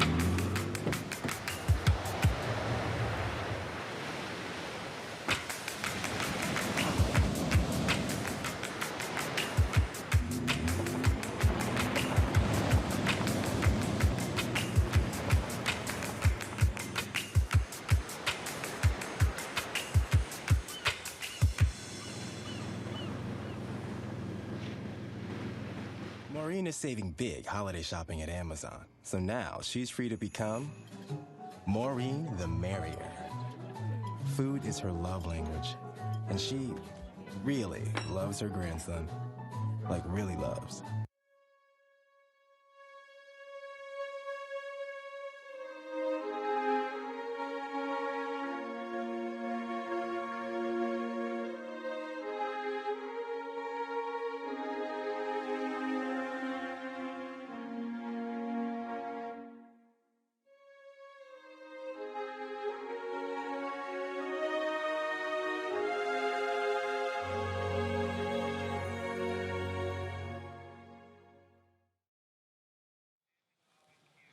Colin Powell didn't just, he wasn't just, of course, a mentor to many men in the military. Women also looked up to him as well. Joining us right now is the former Master Sergeant for the U.S. Marine Corps, Tamina Ward. How you doing?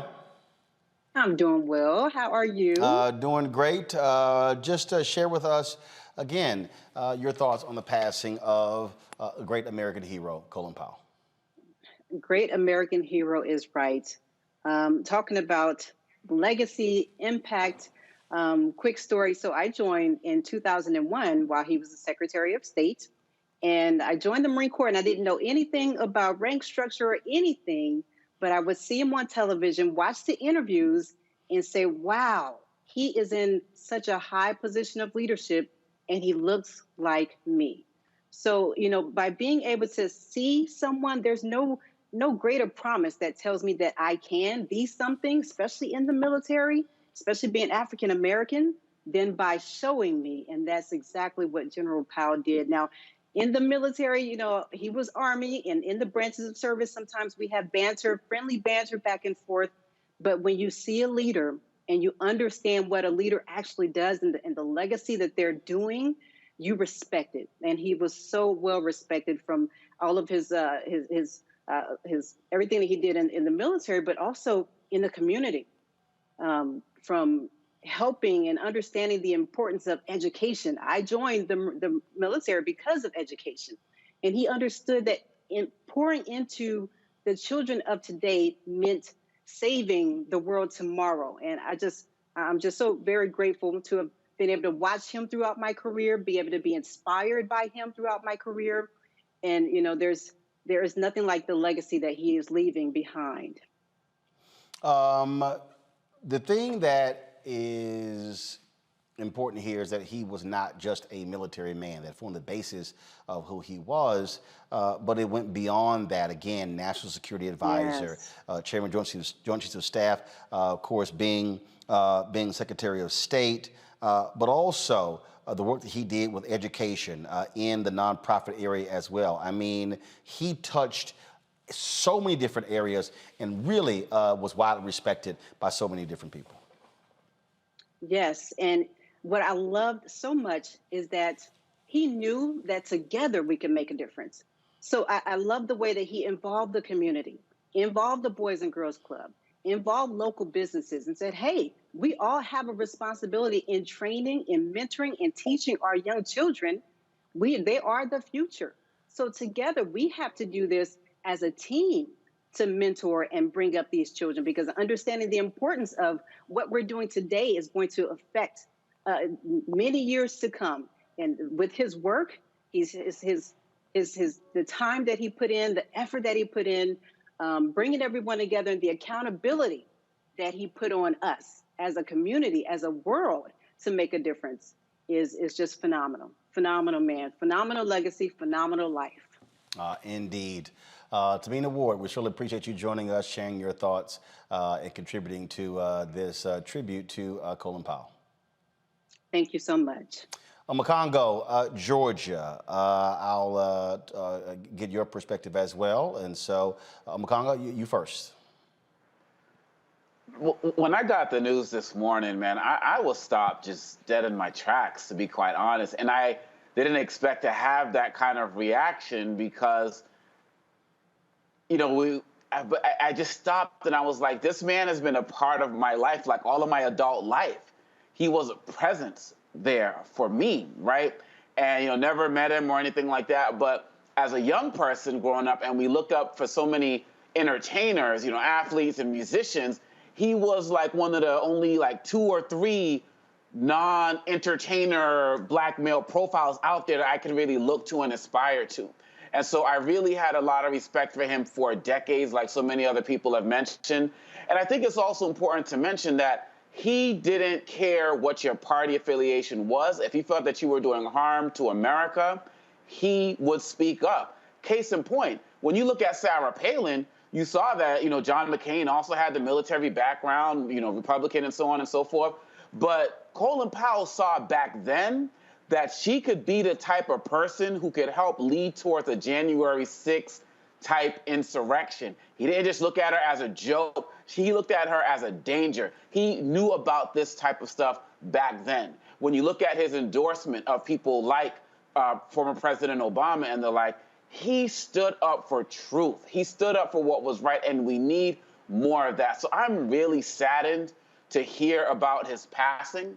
I'm really saddened to hear about just the fact that people didn't fully understand him, as well as the other people that you've had on tonight to give such a powerful tribute. But I'm thankful that we have had him in our life as a true example of what leadership is, so many of us can aspire to it as well. Let's also remember that on the international level, he was one of the first people to call what was happening in Sudan a genocide. So whenever he saw an opportunity to speak up for the marginalized communities, nationally or internationally, he was there, and it's a type of leadership that I seek to emulate. Rest in peace and power. Georgia? Well, it's a sad, sad day because there will never be another Colin Powell. And I think just his philosophy on leadership, if you've ever had a chance to read his books, he broke leadership down so simply. He one of his quotes is, leadership is solving problems. And I think if more politicians looked at him as an example of true bipartisanship, we would be a lot further along as a country. But what he displayed, you know, he was one of those leaders that truly led by example, and he did so with integrity and using his position to speak truth to power. You know, there just will never be another Colin Powell. And so although I'm very, very saddened by his passing, I also think that it's a very fitting time to celebrate his legacy. Indeed. I reached out to the NAACP. He was honored in 2011 with the highest medal, the Sping On Award. They posted this on their Instagram page. This was his speech that year. Thank you. Thank you. Thank you so much. Thank you. Thank you. Thank you. Thank you so much. Thank you, Ben. Thank you, Haley, and my thanks to the NAACP for this award. It's a great honor to receive this from an organization that means so very, very much to me. I especially thank you for paying tribute in the video to someone just as deserving of this award as me, my partner, my wife for 49 years, Alma. Thank you.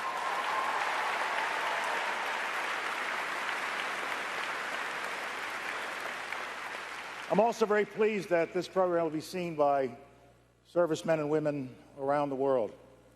You know, we often talk about the greatest generation and refer to the World War II generation, but America has been blessed to have that kind of greatness in every generation, and I'm telling you, no generation is any greater than the current generation of young men and women serving today around the world for us.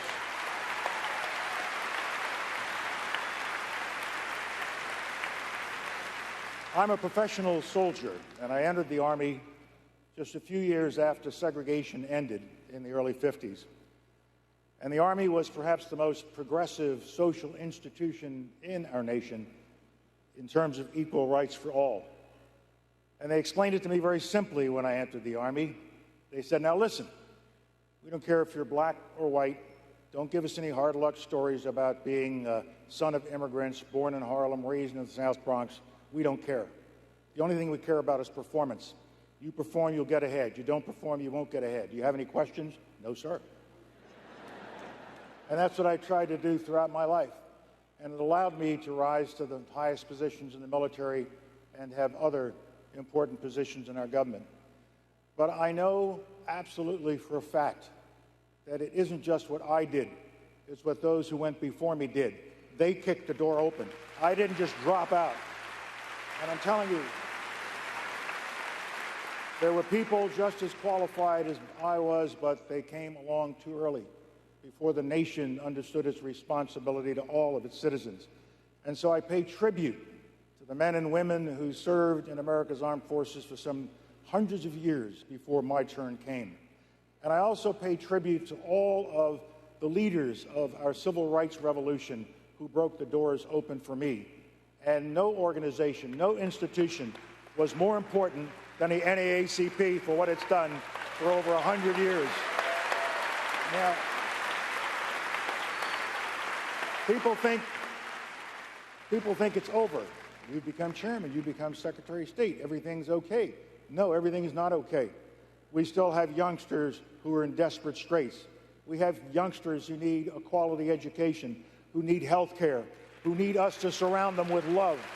We've got youngsters throughout America, white and black, but especially our African American youngsters and our Hispanic youngsters who have to be given a sense of expectation. We believe in you, believe in yourself, believe in America, and you too can perform and go up. But we will still need, let there be no doubt that even though we have come so far, we will need the NAACP for yet another 100 years and perhaps even more until the work is done. Thank you so very, very much.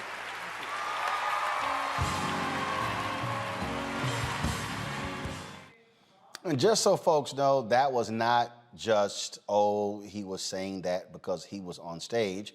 Earlier that day, I sat down with General Powell for this interview that aired 10 years ago on TV One's Washington Watch, and I asked him that very question.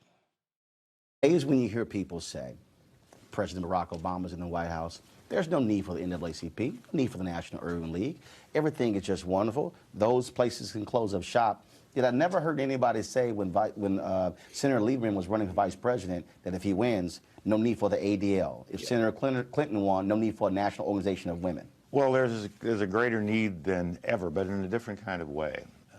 So many minorities have been successful. And when you look at the African American community, look at the two of us.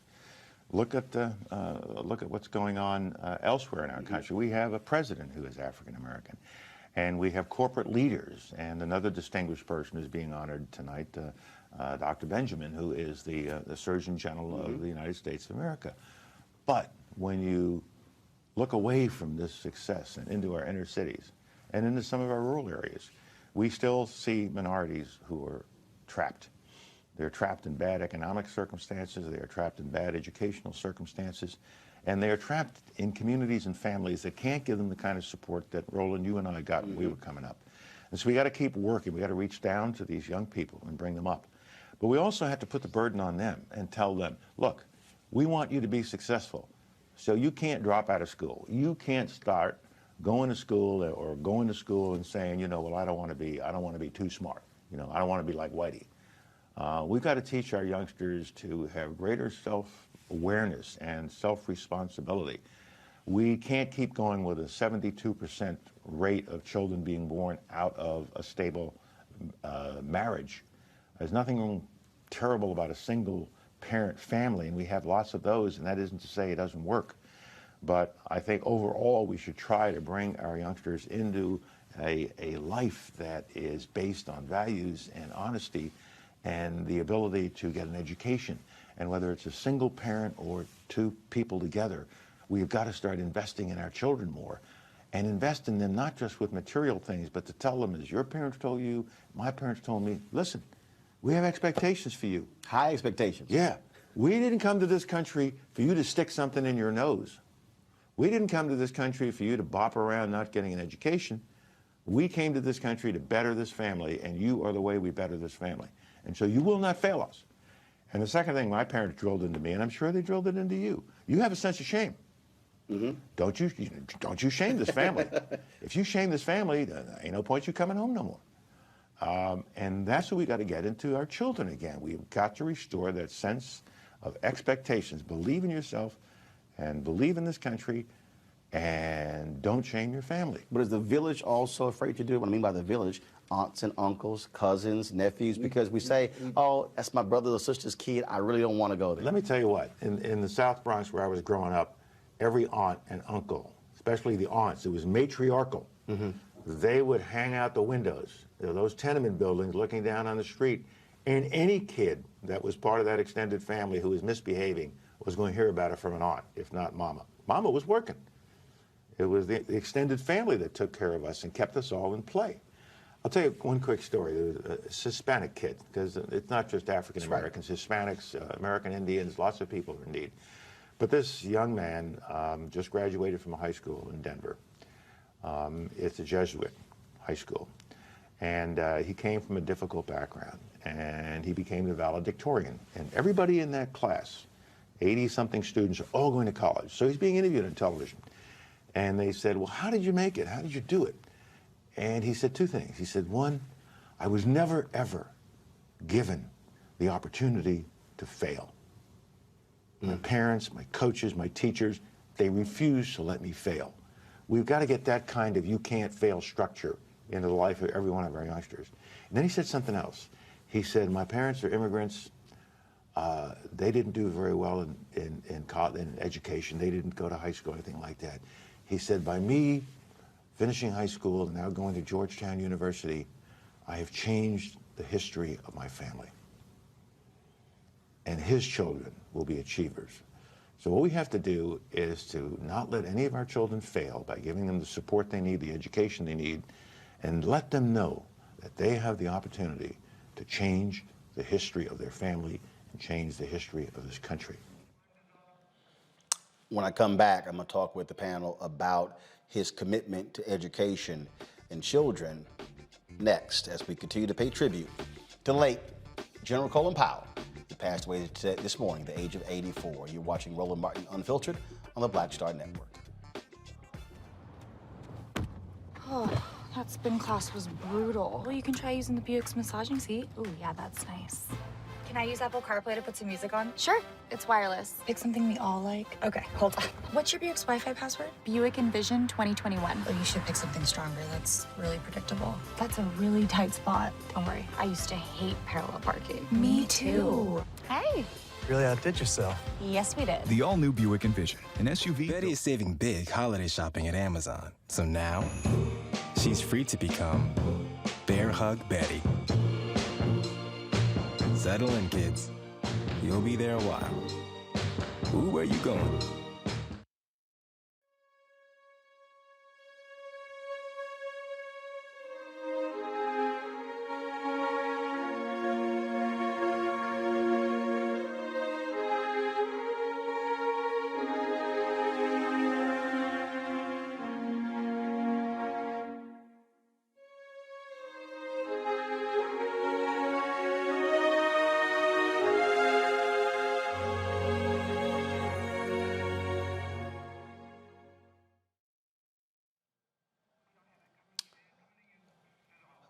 The point we made before we go into break, education, was what his central focus was. The organization he and his wife founded, Omakongo, really was focused on that, where they wanted to create essentially an education-related Peace Corps.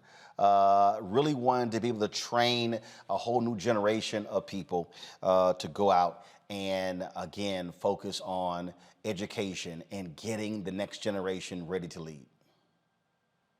Yeah, absolutely. And you have to understand how committed he was to education, because he realized that it was the key to everything. He is a product of New York City public schools, went to City College, and grew to where he is today because of his commitment to his education and his commitment to service. And so when he's traveling and doing all of his work and service around the world, he's not just seeing everything from a military perspective. He's seeing everything from from the ability to provide opportunities for next generations of leadership in other countries as well as in the United States. And so for him and his wife to be involved in this type of commitment, it's because they lived that life and they saw what's possible. One of the stories I heard today was that so many people approached him growing up and they said, oh my goodness, you're so incredible. When did you graduate from West Point? And he was like, I never went there, right? Because he realized that with education and service, you can rise to the top and do anything. And he wanted that opportunity for young people, not only in the United States, but across the world. Well, the thing here, Tamina, he went to a city college. He didn't go to an elite institution. He didn't go to the Harvards and the Yales or yes to West Point. And so he would often talk about what that education meant to him. Absolutely. And, you know, by him going to a city college, that just validated even more every time he told the kids and told the community how much of an impact that they had, that they could, because of, you know, not going to that Harvard or not going to that high level college. That just validated that much more that you can come from little to nothing and you can be someone. He's the prime example of coming from less than and ending up with greater than, ending up being greater than. Such a powerful story of not having and being able to create out of nothing. Georgia. Well, and I think that he came from a generation that had those values of hard work, and a good education will get you to the American dream. And so I think when you really truly believe in those values, and we saw him exemplify that throughout his career, investing back into that and ensuring that those values are in our community, are embedded, ingrained in the next generation. Those were the pathways, those were the keys that allowed him to break through from where he came from to where he rose to. And so I think that there's something to be said about those values. And over the years, maybe we saw them diminish some within our community, within the Black community. And so, you know, it's very heartwarming to know that he and his wife invested so much time and so much of their own resources into making sure that the next generation is able to uphold those values as well. This was a statement that President Joe Biden put out today. Please pull it up, please, so I can read it for the public. He said, Jill and I are deeply saddened by the passing of our dear friend and the patriot of unmatched honor and dignity, General Colin Powell, the son of immigrants born in New York City, raised in Harlem and the South Bronx, a graduate of the City College of New York. He rose to the highest rank to the United States military and to advise 4 presidents. He believed in the promise of America because he lived it. He devoted much of his life to making that promise a reality for so many others. As a senator, I worked closely with him when he served as National Security Advisor, Chairman of the Joint Chiefs of Staff, and as Secretary of State. Over our many years working together, even in disagreement, Colin was always someone who gave you his best and treated you with respect. Colin embodied the highest ideals of both warrior and diplomat. He was committed to our nation's strength and security above all. Having fought in wars, he understood better than anyone that military might alone was not enough to maintain our peace and prosperity. From his front seat view of history, advising presidents and shaping our nation's policies, Colin led with his personal commitment to the democratic values that make our country strong. Time and again, he put country before self, before party, before all else, in uniform and out, and it earned him the universal respect of the American people. Having repeatedly broken racial barriers, blazing a trail for others to follow in federal government service, Colin was committed throughout his life to investing in the next generation of leadership. Whether through his care for the women and men serving under his command and the diplomats he led, or through the work he shared with his wife, Alma, at the Americans Promise Alliance to lift up young people, or through his years leading the Eisenhower Fellowships, Colin's leadership always included a focus on future. Above all, Colin was my friend, easy to share a laugh with, a trusted confidant in good and hard times. He could drive his Corvette Stingray like nobody's business, something I learned firsthand on the racetrack when I was vice president. And I am forever grateful for his support of my candidacy for president and for our shared battle for the soul of the nation. I will miss being able to call on his wisdom in the future. Jill and I are sending all of our love and strength to Alma, their children Linda, Anne-Marie, and Michael, their grandchildren, and the entire Powell family. Our nation mourns with you. Colin Powell was a good man, and he will be remembered as one of our great Americans. And of course, the president ordered flags to be flown at half-staff in honor of Colin Powell. There have been only 2 people in American history who have been awarded the Presidential Medal of Freedom twice.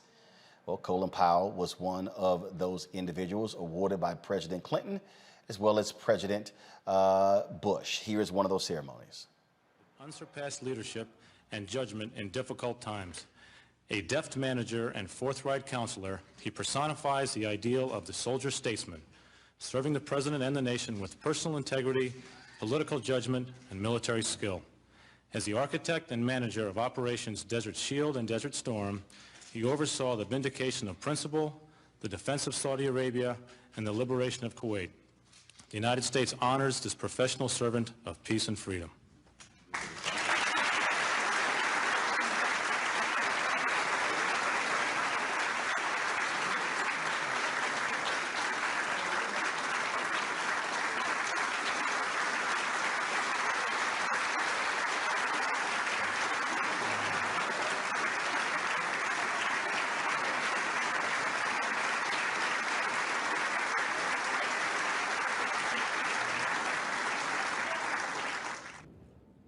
The Presidential Medal of Freedom with distinction is awarded to Colin Powell. 35 years of dedicated and selfless service to America marked the career of Colin Powell. He vigilantly guarded our nation's interest in a time of awesome change, as the walls of totalitarianism began to crumble and a new nations grappled with the challenge of democracy. His foresight and vision have helped transform our armed forces into the unified fighting force necessary to meet the challenges of a new century. In the midst of his heavy responsibilities, he found time to encourage America's young people to devote their lives to public service. The United States honors this soldier statesman, whose accomplishments have earned the respect and admiration of a grateful nation.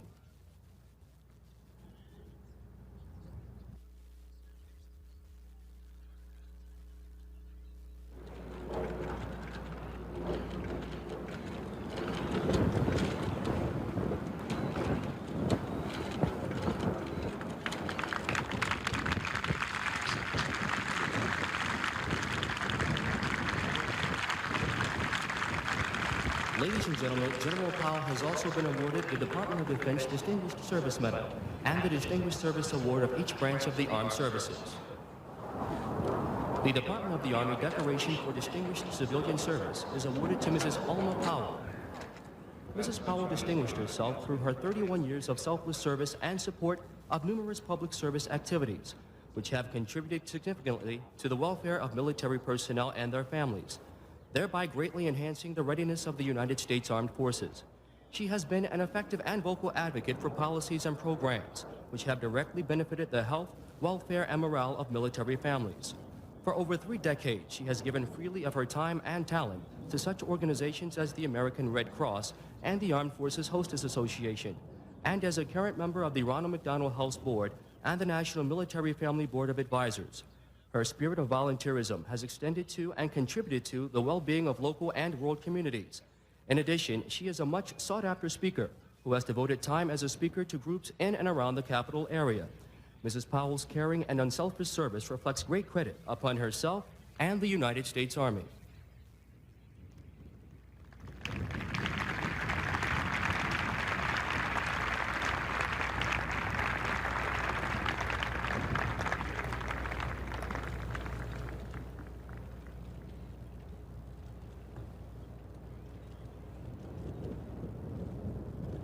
On the occasion of the retirement of her husband from active status with the United States Army, Ahmaud Powell is awarded the Department of the Army Certificate of Appreciation for her own unselfish, faithful, and devoted service.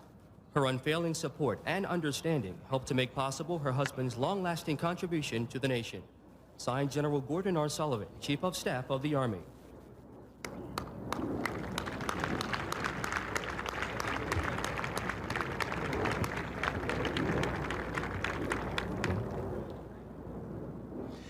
This is a statement that President Barack Obama released years ago when he was asked to reflect on his own life. General Colin Powell described himself as first and foremost a problem solver. It was true, of course, but he was far more than that. General Powell was an exemplary soldier and exemplary patriot. He was at the center of some of the most consequential events of our lifetimes, serving 2 decorated tours in Vietnam, guiding U.S. strategy in the Gulf War, serving as National Security Advisor, Chairman of the Joint Chiefs of Staff, and Secretary of State, offering counsel to 4 presidents and helping shape American foreign policy for decades. Along the way, General Powell helped a generation of young people set their sights higher. He never denied the role that race played in his own life and in our society more broadly. But he also refused to accept that race would limit his dreams, and through his steady and principled leadership helped pave the way for so many who would follow. It was the way Colin would saw the world, not as a starry-eyed idealist, but as someone with deep and abiding faith in this country and what it stands for that made him such a central figure. On a personal level, I was deeply appreciative that someone like General Powell, who had been associated with Republican administrations in the past, was willing to endorse me in 2008. But what impressed me even more was how he did it. At a time when conspiracy theories were swirling with some questioning my faith, General Powell took the opportunity to get to the heart of the matter in only way he could. The correct answer is he is not a Muslim, he's a Christian, General Powell said. But the really right answer is, what if he is? If there's something wrong with being a Muslim in this country, the answer is no, that's not America. Is there something wrong with some 7-year-old Muslim American kid believing that he or she could be president?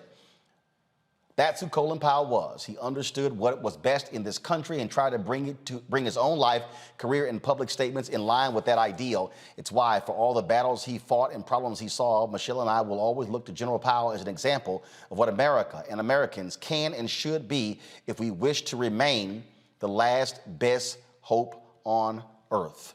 Our family sends our thoughts and prayers to Alma, their 3 children and grandchildren, and everyone mourning his loss today. On that particular point there, Georgia, Omakongo, as well as Dwayne, I really want to focus on this because that it was powerful when he went on Meet the Press and he made that statement. When he spoke so strongly and convincingly on this issue, this is what he said. I'm also troubled by not what Senator McCain says, but what members of the party say. And it is permitted to be said such things as, well, you know that Mr. Obama is a Muslim. Well, the correct answer is he is not a Muslim. He's a Christian. He's always been a Christian. But the really right answer is, what if he is? Is there something wrong with being a Muslim in this country? The answer is no, that's not America. Is there something wrong with some 7-year-old Muslim American kid believing that he or she could be president? Yet I have heard senior members of my own party drop this suggestion. He's a Muslim and he might be associated with terrorists. This is not the way we should be doing it in America. I feel strongly about this particular point because of a picture I saw in a magazine. There was a photo essay about troops who are serving in Iraq and Afghanistan. And one picture at the tail end of this photo essay was of a mother in Arlington Cemetery. And she had her head on the headstone of her son's grave. And as the picture focused in, you could see the writing on the headstone. And it gave his awards, Purple Heart, Bronze Star, showed that he died in Iraq, gave his date of birth, his date of death. He was 20 years old. And then at the very top of the headstone, it didn't have a Christian cross. It didn't have a Star of David. It had a crescent and a star of the Islamic faith. And his name was Kareem Rashad Sultan Khan. And he was an American. He was born in New Jersey. He was 14 years old at the time of 9/11. And he waited until he can go serve his country, and he gave his life. Now, we have got to stop polarizing ourselves in this way. Georgia, that is the kind, that's what you call a person of integrity. Yeah. Absolutely. And I think that we should all take notes because our nation has continued to be polarized. I mean, even looking at the attack on the Capitol on January 6th, we continue to see a portion of our nation that feels like if it's not white, it's not right. And we are more than that. We are a diverse country. We almost everyone here is from somewhere else, you know, and so to get to this place where we truly embrace each other as humans and set aside these differences and learn how to appreciate one another. And I think that's what he was getting there at the essence of looking at the character of a person and not their religion, not their race, not their socioeconomic status, or even their education status for that matter, but looking at the character of a person, and defining them by that. And if we could just take that, as a lesson from him, and the legacy that he leaves behind, I think we would all be in a much better place. Tamina, go ahead. Absolutely. I absolutely agree. It does. It just deeply speaks to integrity of his soul, understanding and defending, our backgrounds, our religions.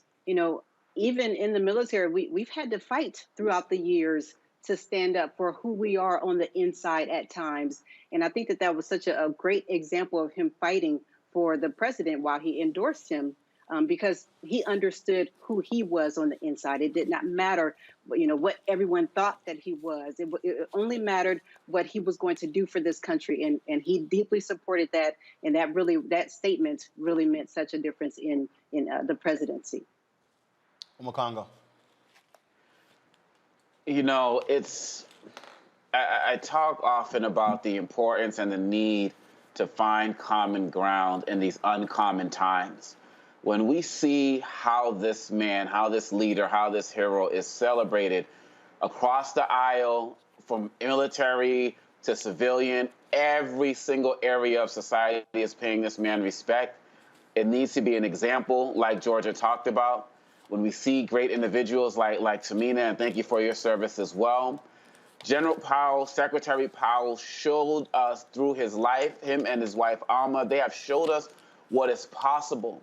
After we finish praising him today and tomorrow, and after the services that will happen for him, we need to all look at our individual lives and ourselves and say, what can we do to better further peace in this society? They could have formed an organization focused around more military training because he believed that's a great way to serve the country, and of course it is. But they focus on the service side, the educational side, the diplomacy side, because they believe that through courageous conversations, through doing the work, we can create communities where everybody can be celebrated and not tolerated.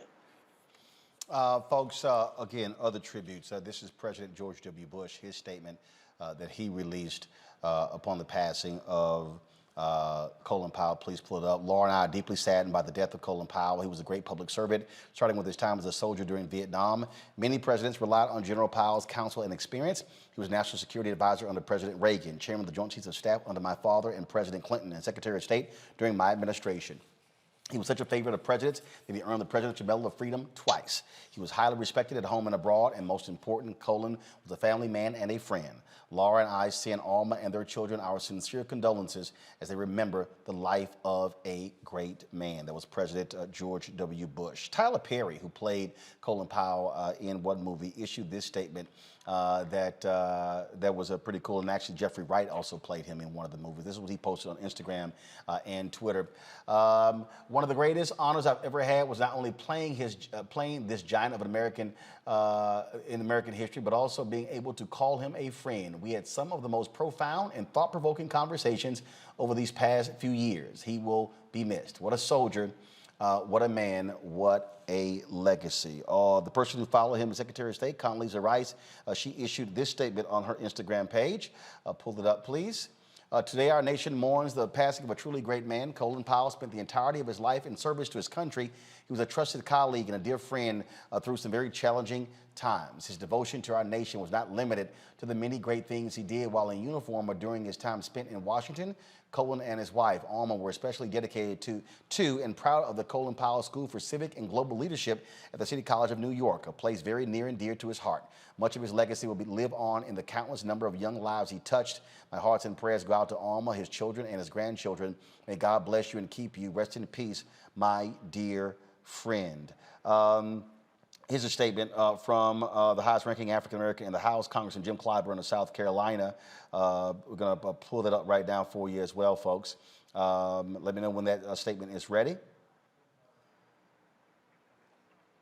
All right, so we're going to have in just a second. The nation has lost a consummate soldier, a committed public servant, and a real patriot. Colin Powell's storied career was one of clearing hurdles and smashing through glass ceilings. Becoming the first African-American chairman of the Joint Chiefs of Staff at such a young age is a testament to what unbiased actions can wrought. I admired Colin and shared his love and respect for historically black colleges and universities and considered it one of the highlights of my career to have introduced him when he delivered the commencement address at my alma mater, South Carolina State University, several years ago. He spoke then, as he often did, about the significant role that little HBCUs have historically played in producing general officers for the country's armed service. I am proud to have known Colin and extend my sincere condolences to his wife, Alma, daughters Linda and Ann, and his son Michael, with whom my family has enjoyed a close professional relationship. He will forever be remembered in the annals of American history. That's Majority Whip Jim Clyburn. As I said, folks, numerous people spoke out on him. One of the people who was deeply touched by him, one of those African Americans who attained the rank of 4-star general, and that is Lloyd Austin, retired General Lloyd Austin, who is now the Secretary of Defense. I texted him earlier today. He was traveling in Europe, but he made this statement to the reporters assembled. The video, please. The world lost one of the greatest leaders that we have ever witnessed. Alma lost a great husband, and the family lost a tremendous father. And I lost a tremendous personal friend and mentor. We will certainly miss him. I feel as if I have a hole in my heart just learning of this just recently. First African-American chairman of the Joint Chiefs, first African-American Secretary of State, a man who was respected around the globe and who will be, quite frankly, it is not possible to replace a Colin Powell. We will miss him. Again, my thoughts and prayers go out to the family, and we're deeply, deeply saddened to learn of this. Thank you. Final thoughts here with our panel, and I'll start with you, Omokongo. There were very few people I can think of during my lifetime that in D.C. that when they spoke, it was sort of like that old commercial when E.F. Hutton talks, people listen. There were very few people who, when they made the Sunday morning shows or when they gave an interview, you waited to hear what he had to say. You waited to hear his perspective. That is the kind of stature that Colin Powell had. Absolutely. And it's just the wisdom, the compassion, and the desire for just for all of us to be better than people say we can be. He wanted to bring people together, and he brought people together.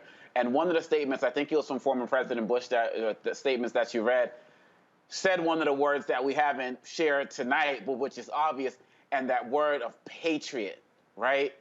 And when you look at all of these ridiculous commentaries about patriotism today with these traitors and insurrectionists and people trying to embrace themselves an American flag and they're terrorists and they're using terms like patriot, today we are recognizing a true patriot who represents what it means in every sense of the word, militarily, on the civilian side, whatever it took to further the advancement of people in this society and beyond. Colin Powell was about that. Secretary General Colin Powell was about that. And we need to emulate that to the best of our ability in every space that we occupy. And as cliche as it sounds, that's how we're truly going to make the world a better place. I'm glad you said that, because Ms. Ward? So, through his sweet entire soul of sacrifice. Sweet soul of sacrifice is how I see General Powell. He often talks about expectations and examples, and that's exactly what he did for us. He, showing us how in order to be more, we had to do more, and then we could have more. So leading by example, such a phenomenal man. He believed in the world so much that it made us believe in the world and that we could be more and we could impact more. So, he is irreplaceable. We needed him. Thank God for him. Praying for his family.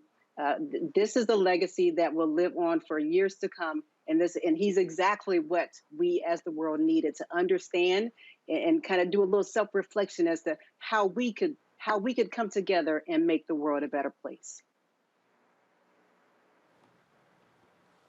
Yeah, I would echo everything that was just said. And to add to that, to build on that, this is a legacy that transcends generations. This is a legacy that transcends different races. Even though throughout his entire career, we saw him break down these racial barriers, right? He's not going to be remembered as a great black man. He's going to be remembered as a great man. He's not going to be remembered as a great black leader.